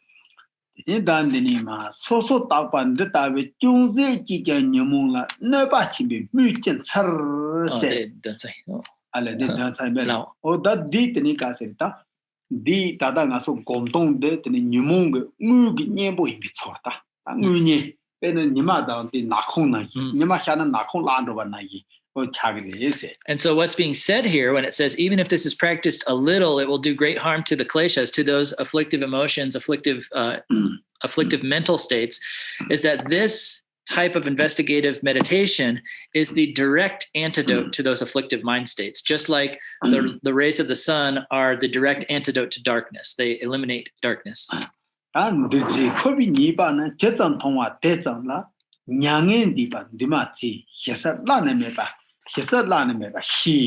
However much one understands the flaws of this conditioned samsaric world, one will also understand the unconditioned, nirvana's supreme and refreshing peace.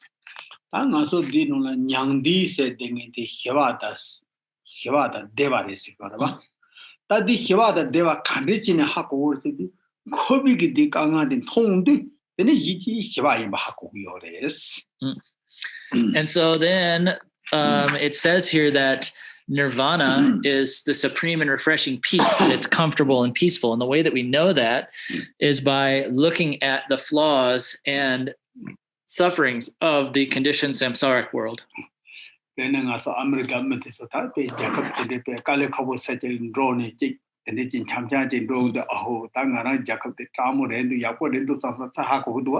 Like how when Americans go on, they're going on vacation to some kind of poor country, and they finally realize how great and plentiful their own country is. It's like that.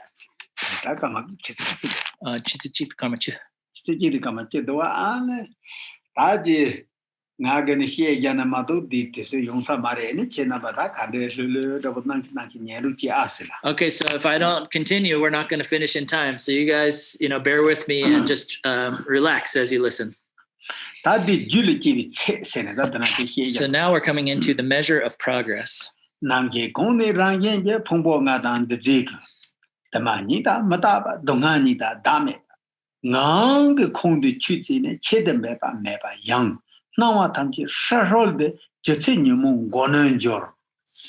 Eventually, through familiarity with this practice, you will naturally appreciate how everything included within the 5 skandas and the conditioned is manifold, impermanent, painful, and devoid of self. Even without any deliberate effort, the whole of your experience will seem magical and insubstantial, and you will overcome the kleshas.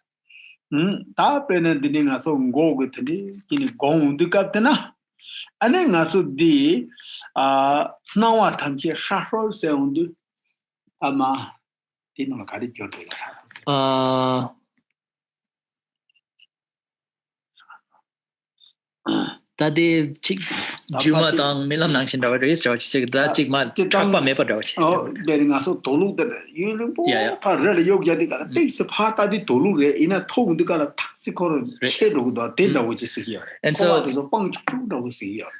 in the translation here, this is a difficult term to translate, but the literal word where it says the whole of your experience will seem magical and insubstantial. Like maybe a different way to talk about this, it's not a mistake in the translation, it's just a different way to talk about it, would be that everything that you perceive, everything that appears to your mind will be like, and the exact word is like if you left some clothes out in the sun for like years and years, and they get to the point where just trying to pick them up, they fall apart, they like turn to dust almost. It's like that. Like all of this like samsaric experiences and appearances are like insubstantial. They're like, really easily abandoned, easily overcome. That the dinner which is Sajig the so good Lloyd, somehow the Libby Captain, then you won't have gone to grace, that the Karina and Gona. And so when you have reached that point, the point when all of your perceptions, all of your experience becomes that way, then you've reached the point where you can overcome all of the afflictive emotions and thoughts. Then not Karichirin Yumung Pango, Karichirin Docha, he don't go now go Sena. Naso Gom, Shinida, Lanton, Gom Juticala, Dohu Data. The Chahi no tomo, Kotsani, the Hinil and Rotu Yomare, Lanton and Rotu Yomare. They be Jinsenge, they Sunkudua. And so what's the point then? Why do we want to overcome those afflictive emotions? Why do we want to abandon those things? Why do we need to push them down or suppress them or, get rid of them? And it's because, as we said at the very beginning, that this is the preparation for shamatha and vipassana, calm abiding and insight meditation. And those are the most troublesome things. If we're constantly caught up in our attachments and aversions and so forth, then we're not going to be able to develop the tranquility or the calm of calm abiding. And we won't be able to bring our minds into that insight of insight meditation and vipassana.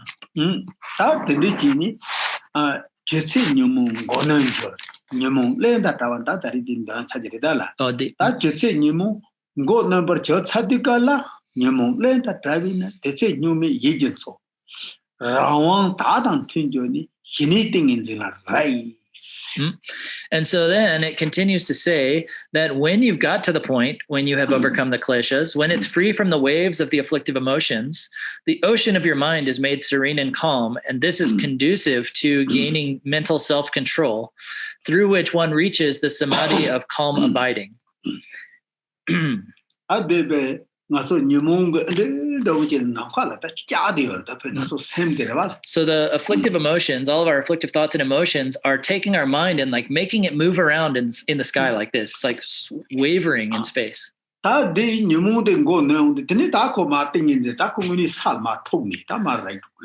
then when those afflictive emotions and thoughts are overcome, then our mind can stop that wavering in space and come down to the earth.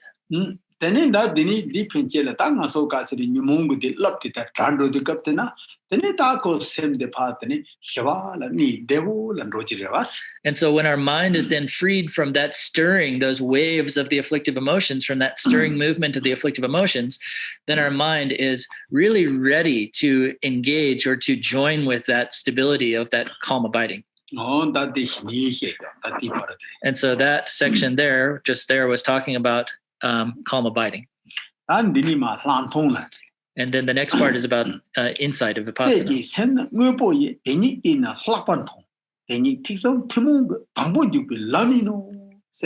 And so then it says, if you can then look into the very identity of the mind in one-pointed concentration, that is the extraordinary insight of vipassana. It is here that one finds the initial entry point that is common to all three vehicles.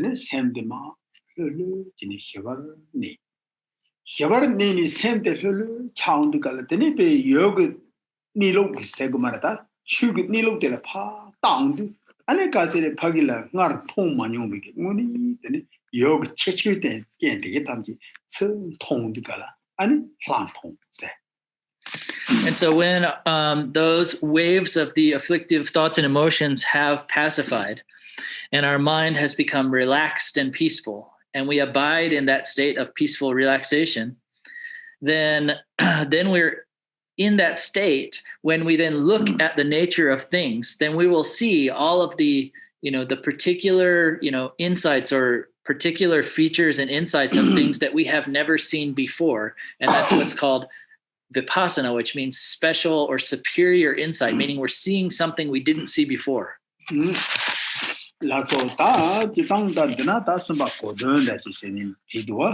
So now we are on to the third section, which is called the significance of the practice.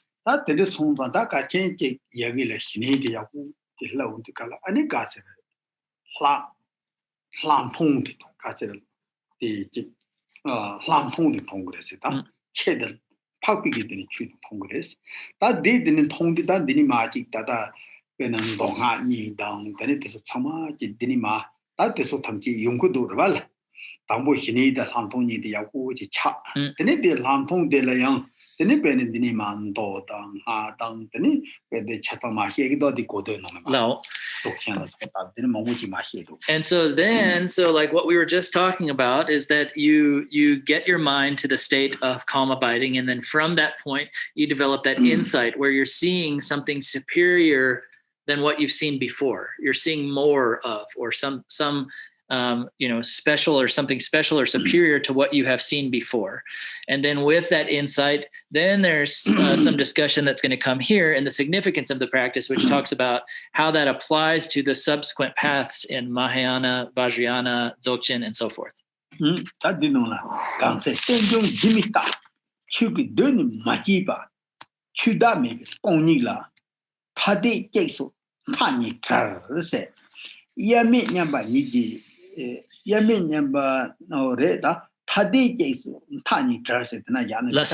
And so the first part says, all illusory phenomena which arise interdependently have never arisen since the very dawn of time. And so in emptiness, the lack of phenomenal identity, they are beyond the extremes, such as sameness or difference.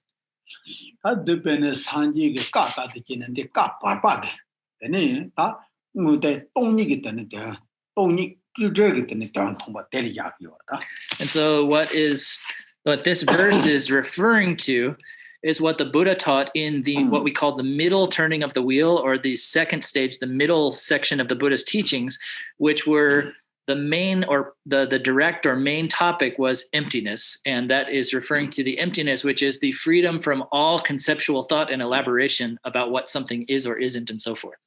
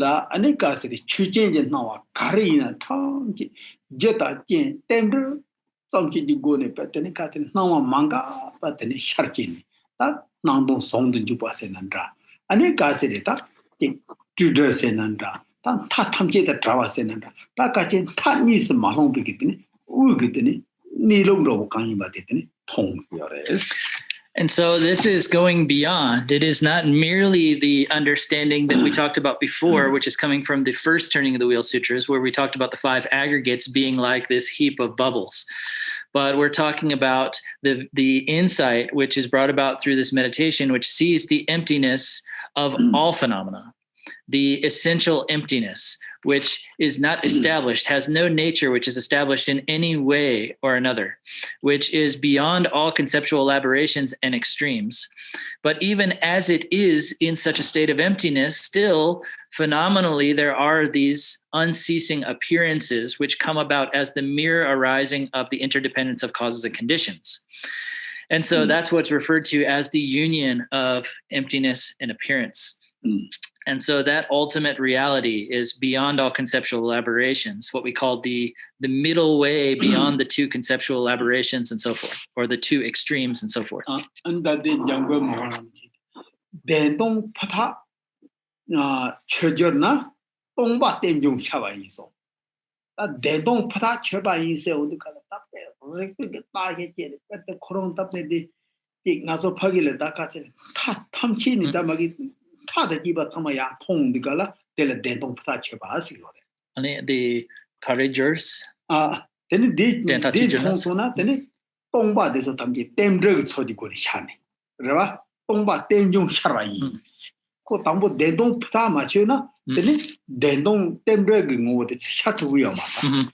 그다 정도 타 탐치데 마코로메 땡데 마 로사 매나마도 마지 또 운디깔 아니 나와데서 탐치드니 땜드 상키디 고네드니 샤바데 또 그래. So Mipham Rinpoche elsewhere has said that if you see from the depths that there's no way for things to be anything but emptiness, if you go to really the depths of your conclusion, of your decisiveness about the fact that things are empty, then it's only then that you will see them arising as mere dependent arising. So you have to go to the depths of that, seeing that things are beyond all conceptual aberrations, that things are in essence emptiness, that then you can see the true dependent arising nature. 아니 데다 나서 다 까빠빠 나로라 되니 다 가세리 뭐된 돈이기 때문에 용배 먹고요래 다 데라더니 다 르블라서 봐 우마리 출라서 봐다 And so if you want to know more about that, then this is all found in the many, many texts of the Buddha's teachings of what we call the middle turning of the wheel. And so these are all the texts which explicitly talk about emptiness, as well as all of the texts of the Madhyamaka tradition, of the six texts of reasonings of Nagarjuna, and so forth. So you should look into those if you want to know more about that topic. Denin da deniman da yame nyamba niji yin dever hiti nimbo ante deni tona deni sigin tar servala mini nyangdi chemo drops. And so then the absolute space of great indivisible equality is also known as the essence of the Sugatas. Once it is realized, one finds the great nirvana that abides neither in existence nor in quiescence. And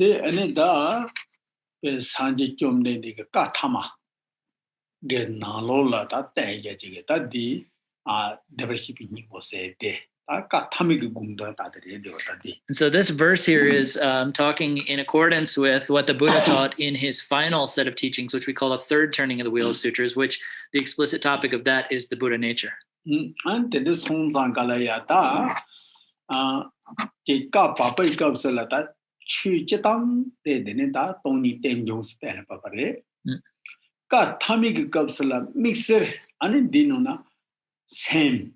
Same yang dene same ranging dene same ranging chi dene da mapap ni songkyores. And so in the middle turning of the wheel sutras and the teachings of the Buddha, then he was mainly talking about emptiness and dependent arising. Whereas in the third turning of the wheel sutras, the final section of his teachings, he was, establishing primarily the true nature of one's mind. And this one the don't send you 아니 추 탐지 레레란 세니 레레 요르다. 베트모 마이 비추디.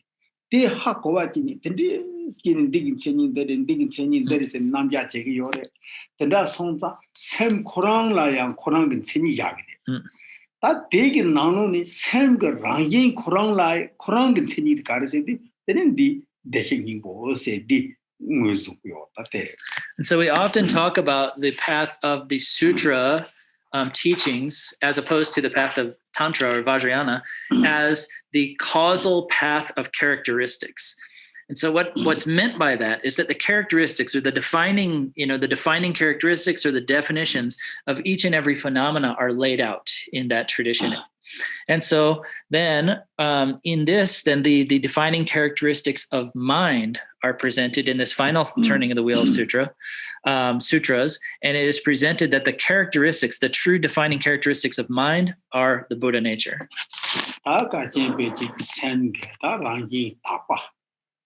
da tangwa da we sabira da de jela ani da chitang ka se de hin bo se da ya yo da ko de wo china. And so in a simple terms, then the nature of that mind, the nature of the Buddha nature is said to be pure, luminous, and clear.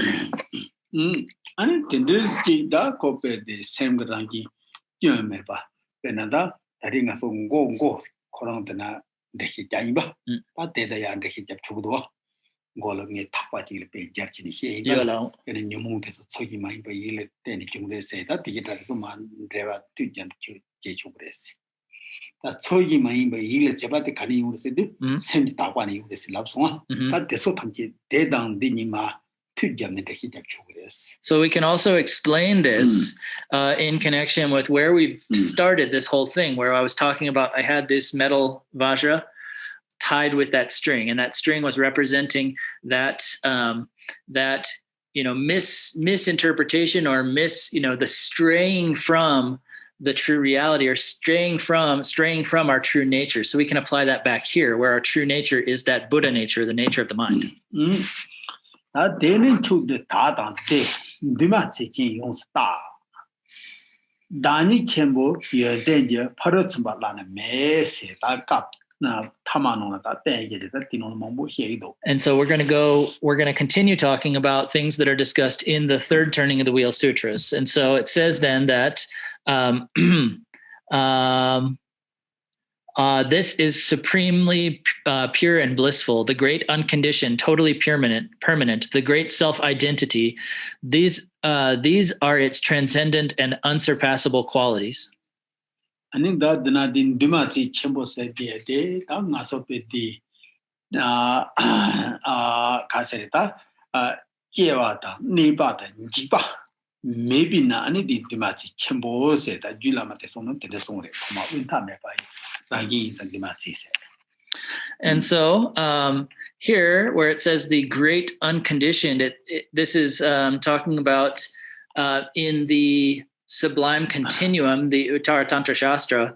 It says that the Buddha nature is the great unconditioned because it doesn't arise, it doesn't abide, and it doesn't cease to be.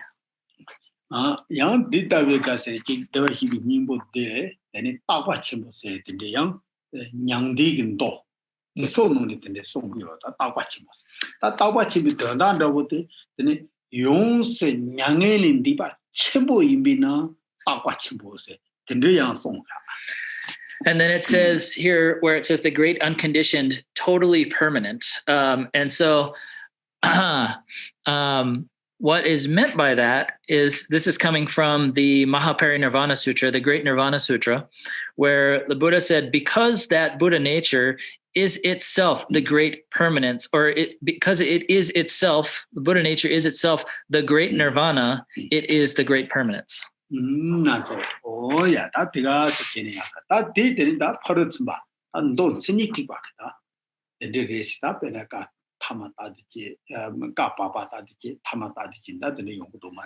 And so this is all coming back to the causal path of characteristics way of explaining things. First, we talked about how this was talked about in terms of the middle turning of the wheel, and now we're talking still about the third turning of the wheel, the final.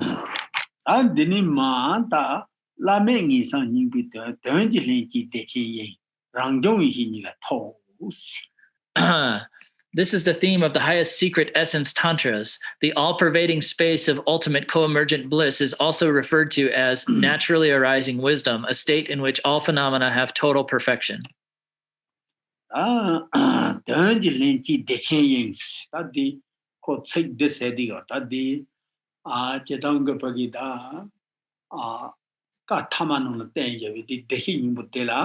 Ani ta sanga no ni de la tene lenji dewa chimbo se lenji dewa chimbo se tendrige ani tanye de ta bio.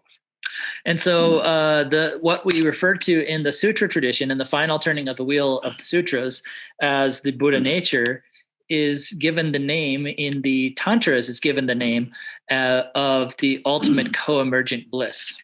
Na ka se da pe de chakhen la so ta de so nu na ta di same ji deva se na pe jando same gi deva se do yang di then Chakin Tile, the Sogunona, he long out the Jando Kachin, Dan Dotisuna, the Nichisigiore. And so then in the Mahamudra tradition, this is sometimes called the uncontaminated bliss. And in other Mahamudra texts, it's referred to sometimes as the subtle energy of primordial wisdom or of timeless awareness. That then dot this one and then as open Jango Mohanuchi, Nima Tatachinan, that D. Yaju gang ni dehi ni boten jaite Pagilan Didi Yore Senate Javantavajire. Adi Deva Chimbol Jadu Bikala, Tegaran Yamne Gichani. That tell Yamne Chibichani Jadu Dukala, Deva Chimose. Then this Jin, that Tanitaru. And so in brief, what Mipham Rinpoche is talking about here is that what he was talking about previously in identifying as the Buddha nature, when it's taken into certain practices, then it's given the name or it's experienced as or given the name of great bliss and so forth. And so I'll just leave it at that. And, eventually when the time's right, like you can move into, looking into more of those teachings.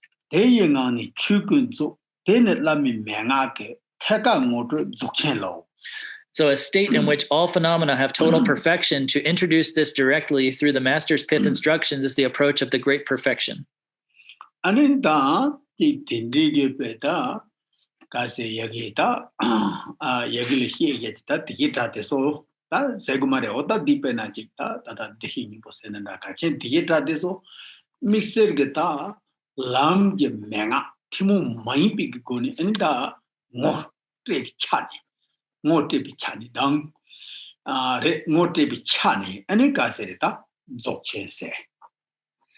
And then from the perspective of all of that we were talking about before, this Buddha nature, it being directly introduced through some special, very particular pith instructions of the path, then we have, that approach, which is called the approach of the great perfection. And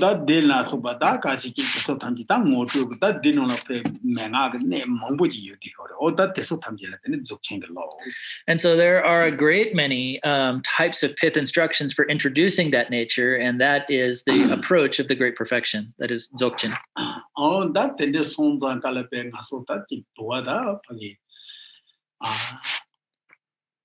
Tambuji Yagile here on the Galada Pechi, Kensatachi, Rakwanda, Dongan singing that, Mataba singing that, Rakwachin head who was. And then Mati Ting Magilla Margin Zoo, the enemy chick paid the that the did and do some such thing, ya trigger of pena. Go on the watching, then Mamma Mata, thing rimbo of the trigger your batch. That young girl got the chin say, what? And so this is, you might think at first is kind of strange that at the beginning, we're talking about things that comparatively are kind of coarse topics, more rough topics, like, we're talking about suffering, we're talking about impermanence. But then as we get down further and further, we see that there's this very long path. There's more topics and more ways to go and more progress to be made as we get down into these subsequent sections of the text. That late tango, but that gom tango, Jumen Sola, that did the week, and Yamne, Karchimore, said Tesonzela. It's a teaching daughter, Timon Lam, your Mondor. The trippy bucking, so top lam the zang. And so then he's talking about how, as a person who's a beginner, who's newer to these practices and meditations, that this is such an important precursor, preliminary training. So he says, therefore, as a preliminary training for the Mahayana path, both Sutra and Mantra, breaking through the shell of confusion surrounding the conditioned, this path of precise investigation is excellent indeed.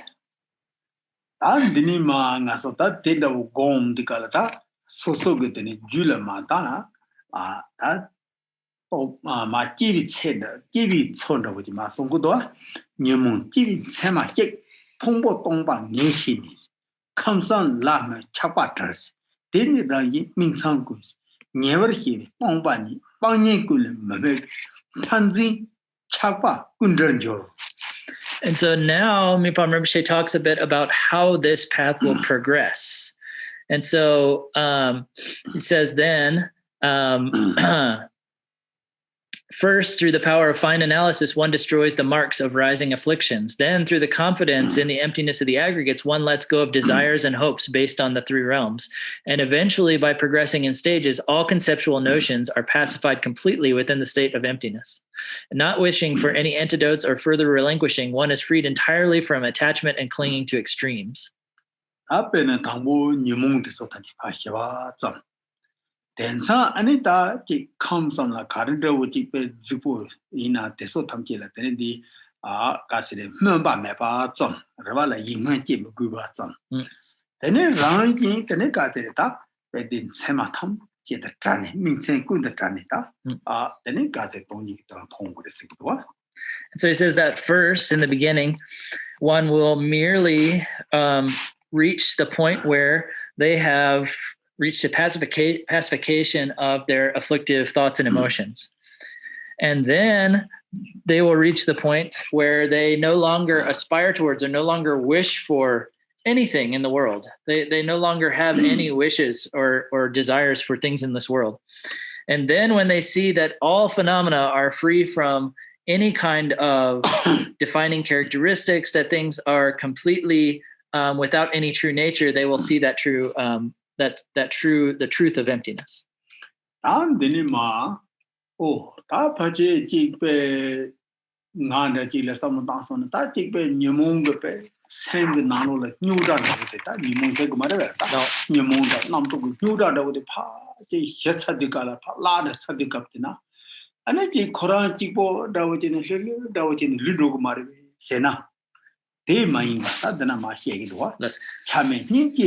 Namchag Khen Rinpoche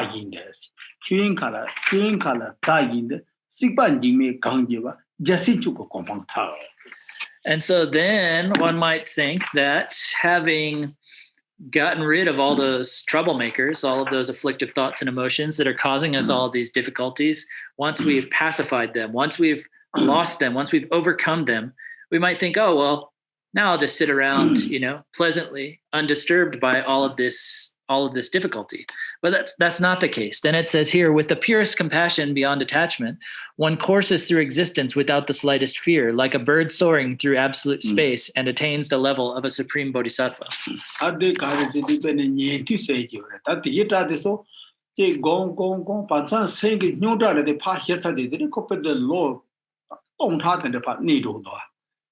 That Sancho Simba so tender with chagri vestina, that the Numung the Hen, dinner with chagris and chagmares. Ninjig top the gun, Larian the same day are long jelly, same jing roda check this.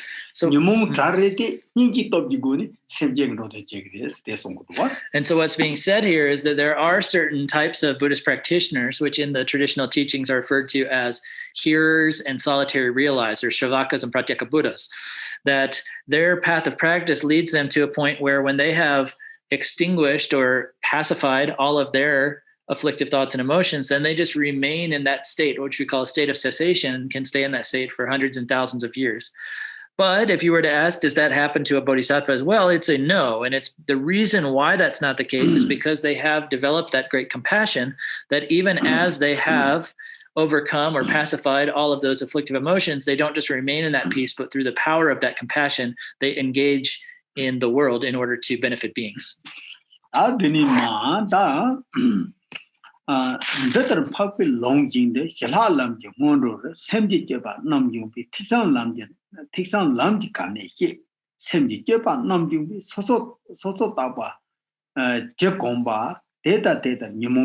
Nimung Jetta Sabagi, Tether Hini Drabala. Tether may you miss Sere, Hind Dungarumaki, Chame Semja, Degino. So based on the texts of noble masters, I have here explained the important points of the path of the three vehicles, which provide a training in mental investigation as a preliminary to the paths of shamatha and vipassana. The more familiar you become with the practice of a thorough training in investigative meditation, the more the afflictions will diminish and the subtler the kleshas, that is the afflictive emotions, will become. This will make it easier to practice shamatha, and just like gold that is treated on fire, so it becomes malleable and ready to craft, mind will be refined once it is freed from attachment. that the adjutant that are puppy long in the sage. Young the Kawaimba that in negative some of the course on the Tatari, Talon Chomas, the Tundo with the day.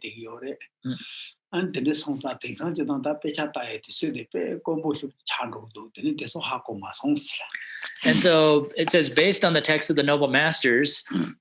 And so I'm not exactly sure which texts he refers to here specifically. And right now, because I'm doing a retreat, I'm spending my time in my practice sessions. I haven't had a lot of time just to read a lot of other books.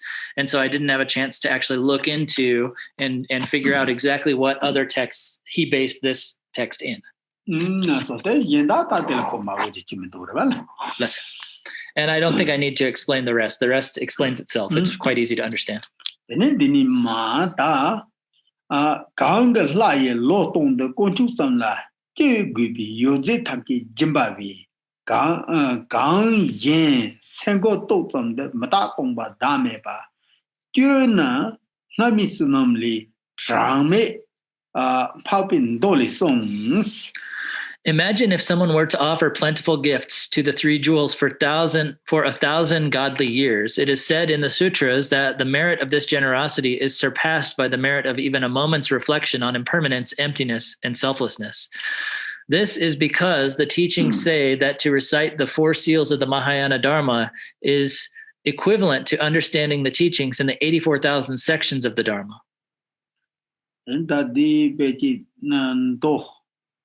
That you don't dog no in the mobile song yard, Cassetanga, Cassette, Chapala, so that the Nico Sanzing, Jedia, Dilijam, and it got a non thing in the Nibati, that pain chivat in the mobile song yard. So it's said in a great many of the Buddhist teachings in the sutras that it's, much more beneficial to meditate, to experience or to practice meditative concentration than it is to make all kinds of worldly gifts to the Buddhas and the teachers and so forth.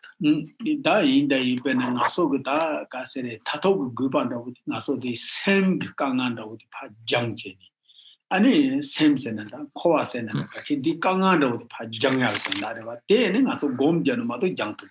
of course that's the case, because our primary goal, our ultimate goal in all of this is to overcome all of those disturbances, all those difficulties of the mind or the difficulties of samsara. And so in order to achieve that goal, then the only way we can do that is through meditation. There's no other method to get us there.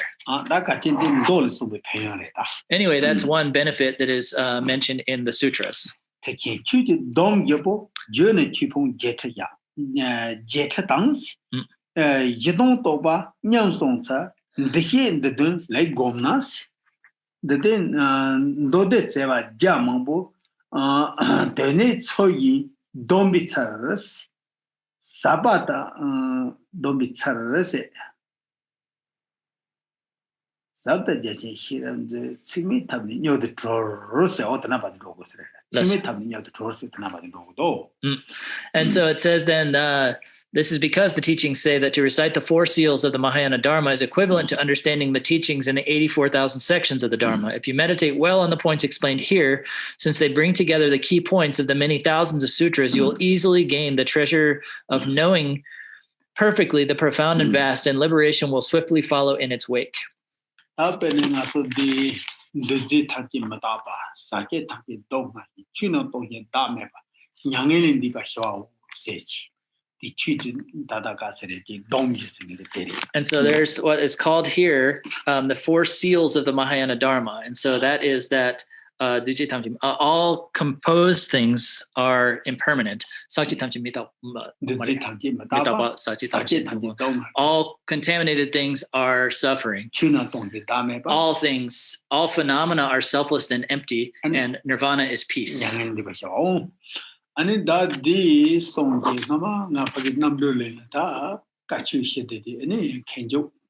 I didn't can much train to Jake song. That didn't and it should you pump jetty don't any Damba down any younger is yore.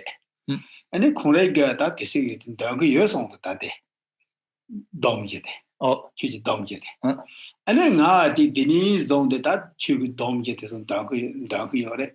And then sounds like that chudo pa here some that been read this all written not satisfied tone the j tanki madaba sagi tanki dong chino dame ba nyangin in the basho seni that chu yes a yenda rako man that round it in party here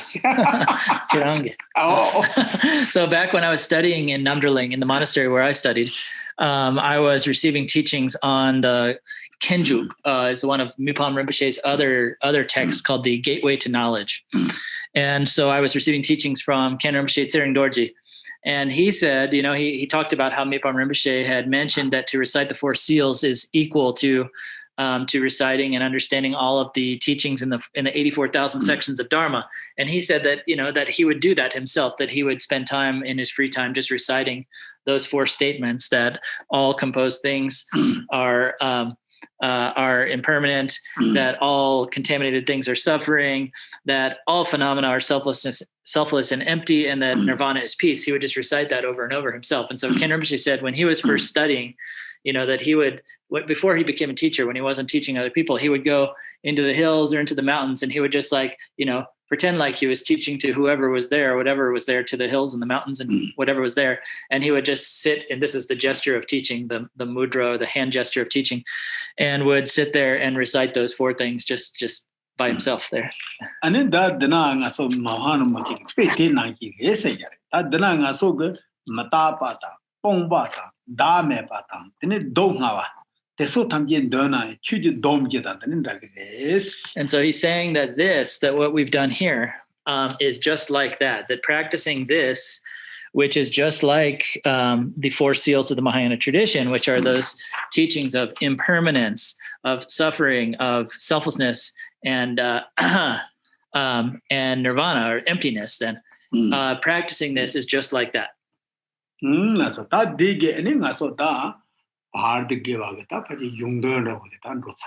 And so now we have completed what we would call in the outline. Usually we talk about a virtuous in the beginning, the introduction, virtuous in the middle, the main body of the text, and then virtuous in the end, the conclusion. So we have completed the main body of the text.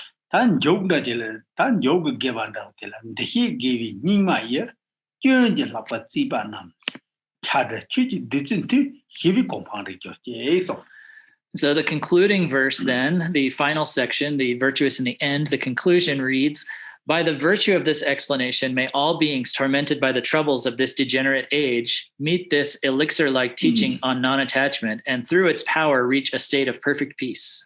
And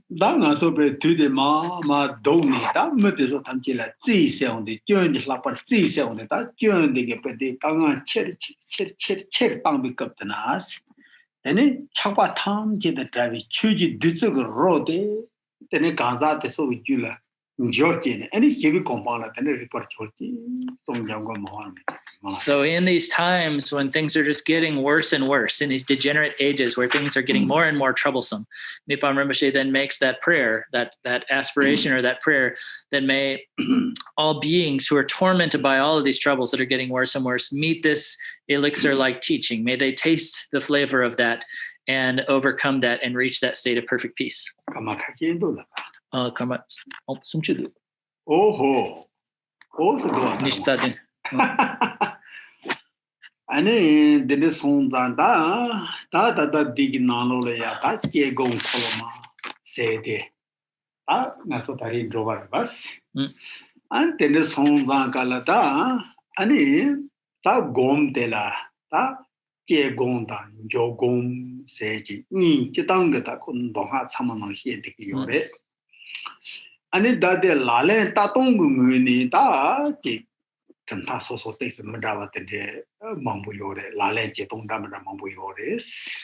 And so what was taught here in this whole text that we discussed here of the Wheel of Analytic Meditation was these methods of meditation, which are the analytic meditation, but then the subsequent placing or resting meditation.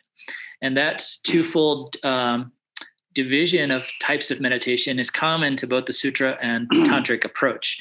And so then, although there are some differences in different levels of teachings or different philosophical traditions about how those are to be approached. And the sonda da kashi sena da jeba che gore sta 제바 데 메송바이나 아니 가서 디 룽공 세네다 베디 가세다 곰데 파체 가서 다 베디 서와다 드레몬다 근데 니코바나기데 찍바레 데송바 제바데 쪼제고레 세네 And so there are some people who focus, primarily upon the analytic aspect, the investigative aspect, because they say if you don't do the investigation, then you're just practicing what they call idiot's meditation, which is like, a bear hibernating or something like that. Bear hibernating. Oh. Hibernate.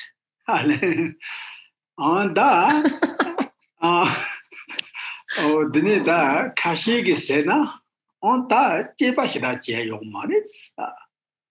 That Jeba Mumbu Chasona, and it has a Togeva charging. And it could Namdul Juntia, that Namdul Santa Coroyo Maris. But they Kase, the Penaso, the Jadin over that Kase Rona Beneta, Zonta Junimim, that Peche, they call Lama Yetri charging. Then it Pendu Yomares, they didn't Yogum Sochi. And so then others say that no, you should focus on the resting meditation and not do too much of the investigative meditation, analytic meditation, because the analytic meditation, going too far into that, you just become a total, intellectual, like philosopher. And that there's no end to the thoughts that you can pour into this type of analysis. And so therefore, you shouldn't get caught too much up in thinking, and you should just rest in the resting meditation.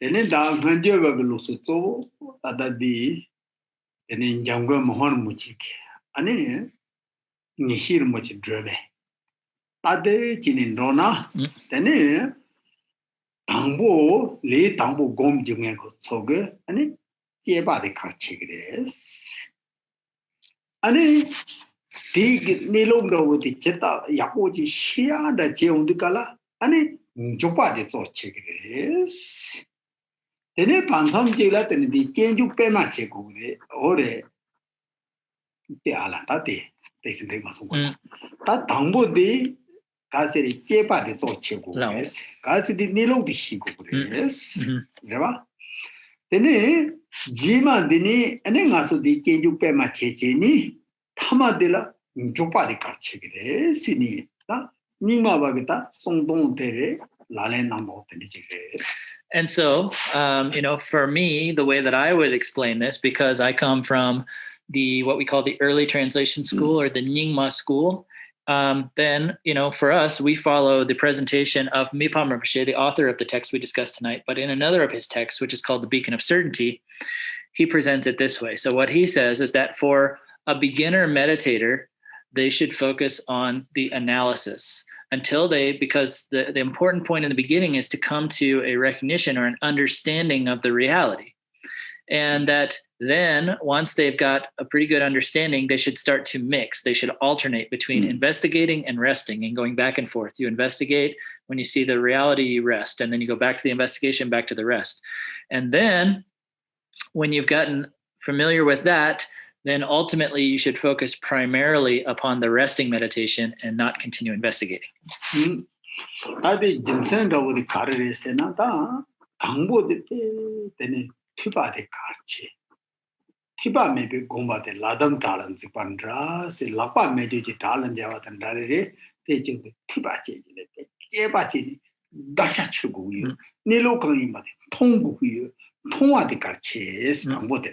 And so the reason for this process, this progression, is that in the beginning, hearing the teachings, becoming educated about the teachings is important, because they say that without some study, without hearing the teachings, it's like trying to climb a boulder without any hands. And so in the beginning, that hearing the teachings, investigating the teachings is important. You really need to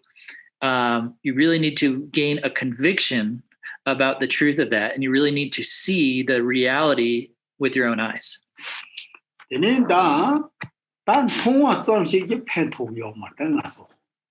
tenda songzang thongmya thongwi dande gomni digi junni go yo nga so na jun de manina tene kasere di nyamung da kanga de ngona to yo mare de songzang gongo yo ta gombar chebala tene yang kasere te gong di kala yang kasere lando yo re te chi unde tene che gong pe ma se de chi che pare de che gom ja che pare so gom ja tene chi unde tene sende pe sabo nilo de thongbo thong cha di kala ya te kala te si chi ni tene chi ni tene gomri chi ni gomya de ya gomri de che che tang yo re.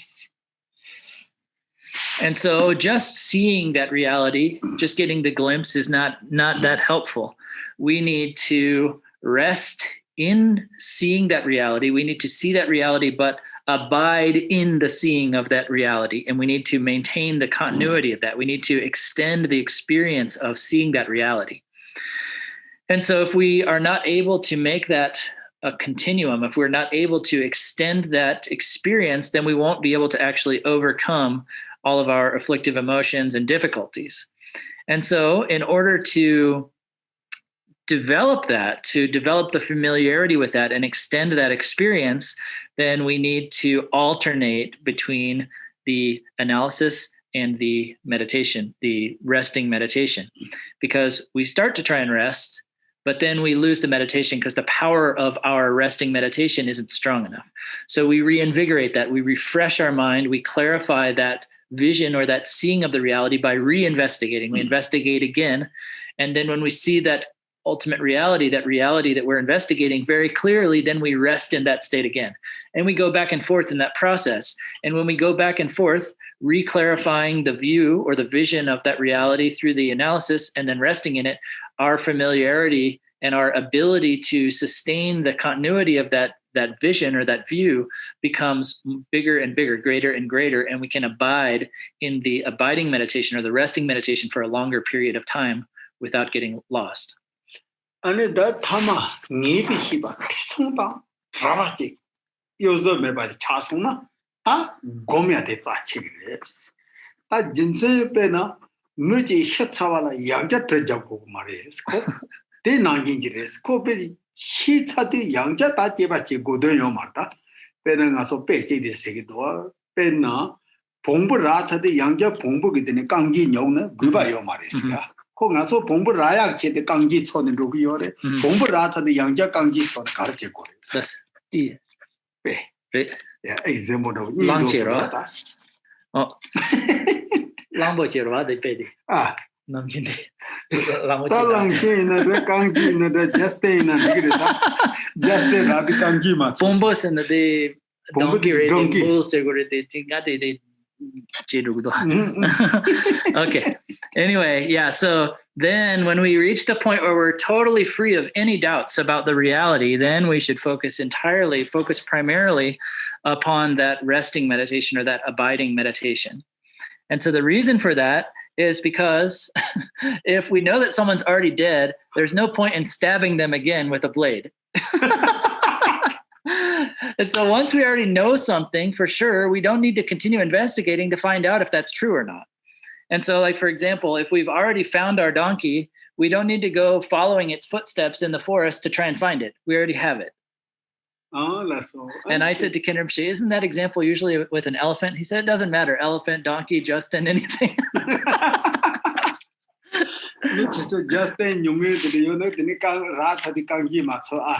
So if any of you are looking for Justin, if you already found him, quit looking after his footprints somewhere else.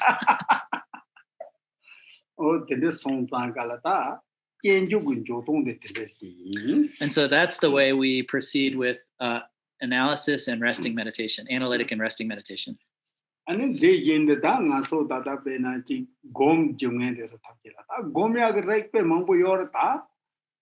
Oh, that thing in the gom and rambo say yare, that the daji is Sanjila, that same about the song yore, that chenaba dinola pedi, shungen so get up in drama mambo rats high usually said, Jaja tondo chicken bomb to the rats high young at the yodos.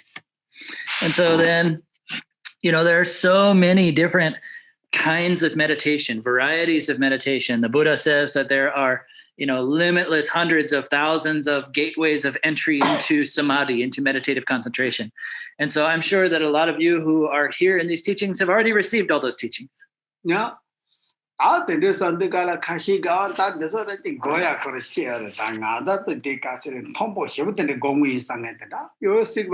so there are probably some people here who think, what's the point of any of these teachings? I already received the higher teachings. If that's the case, then good for you. That's fine.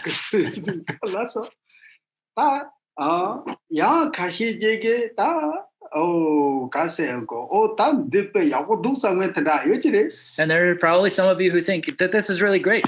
Yeah, good. Yeah, I'm sure some of you say that this is really good.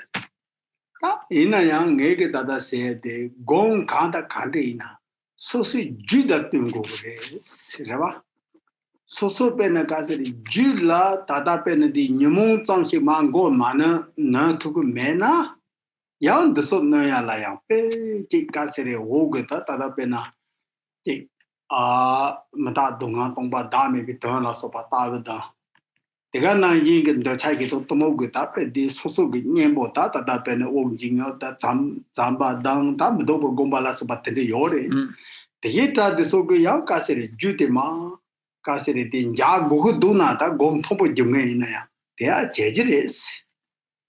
so, but what I'm trying to say here is that whatever you meditate on, you should meditate based on what you need, based on the level at which your mind is at.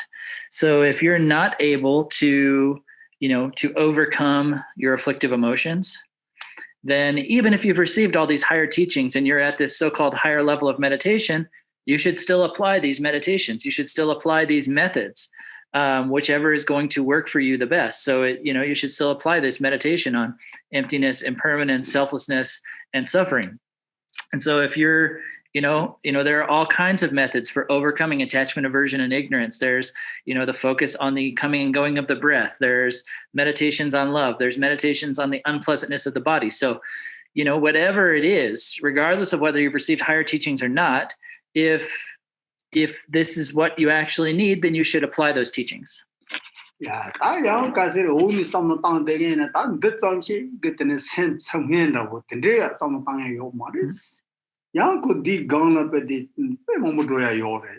and then from the other side, there's also people who are newly entering into this, and you should also know that you shouldn't merely be content with having attained this kind of result or only having received this kind of teaching, because there's a lot more progress to be made. There are a lot more paths of practice to be, gone through, to be developed.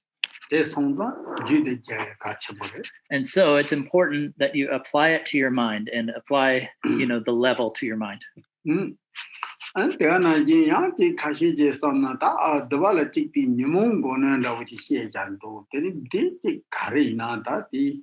소소로 영에 대해 명예를 제거해 짐세 찌난다. 소소로 영에는 다시 소소라 대단 저기도 또 못해서 여대지죠라. 그래서 탐제지 매바다 땅고 짐세도 찌나 삼산다다. 요래 and you see not It's also possible, I don't know, that there are some people who are wondering, why would you want to eliminate those emotions that you have? Like, I have anger, I have attachment. Why would I want to get rid of it?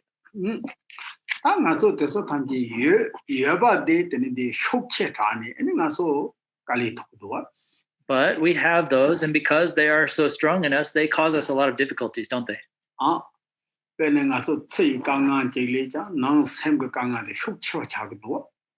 So, our inner difficulties are more difficult than our outer circumstantial difficulties, aren't they?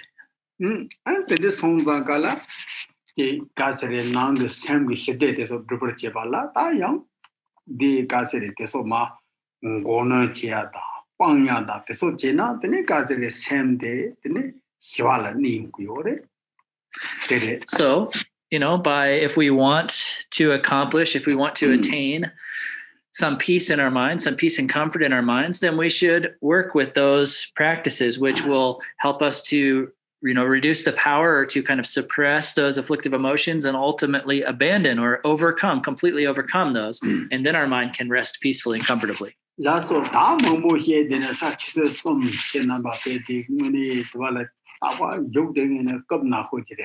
And so, I've been sitting here talking for almost 3 hours. So if you've been sitting, constantly that whole time, you're probably got a sore backside by now.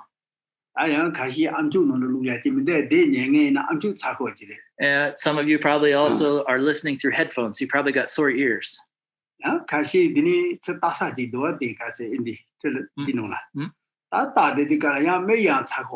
And some of you are probably looking at the video through your computer screen, so your eyes are probably burning. Okay,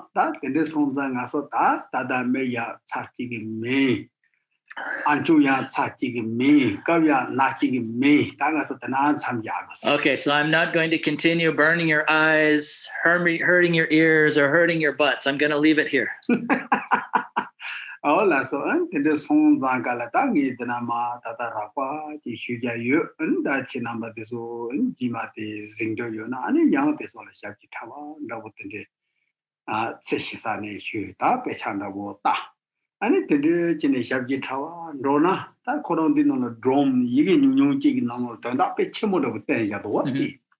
And so for those of you who are, interested, I've just given a pretty general explanation of this text. But if you want to know more about this, then you should try and receive some more teachings about the particulars of this, or read some other texts which cover these topics, because this is, very short in terms of the, the word count or the page numbers, but it's covering a very vast topic. And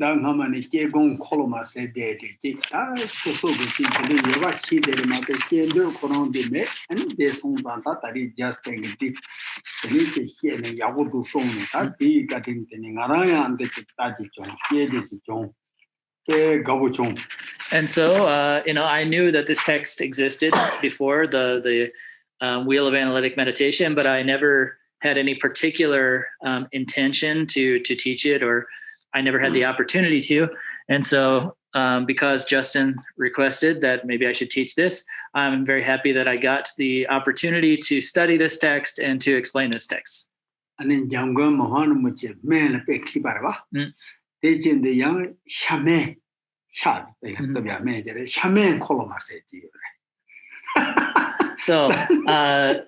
Mipham Rinpoche is also an expert in traditional, medicines, herbal medicines, and so forth. And so there are some shani sojogi manrela. Masal dawaji zohumde da jagavi shano luya zider minde. Oh, tidawaji yore. Masala dawre. Re masal dawre. Shamen kolomas. Adi tab thane tene shadok jene mishigabda. Yang trawa yore sido. Nga ma sanyong yo ina sa tene trawa da shimbozo himdo. Ene shada waji nge zogona shada pama da zogona. Ta dola ngama di jagavi di masal deso yo mara. Ta di shamen koloma di luko saraba. De low na shot is bo chaya down young shot and something tony mashido. Okay. So anyway, that with the same words, so koloma is like the wheel of, basically, in Tibetan. And so the wheel of analytic meditation is chegom koloma. So there's a particular medicine that Mipham Rinpoche came up with, which is it's kind of a spice of sorts, to make your food delicious. And so, but it also has the medicinal benefit of, how sometimes if you eat spoiled meat, it can make you sick or whatever. So it's preventative for that. Also, it's a flavor enhancer. So he has a text which is called the Shamen Koloma, which sounds almost exactly like Chigong Koloma. Anyway, it's just an aside. Good night. Okay, good night. Sonam de.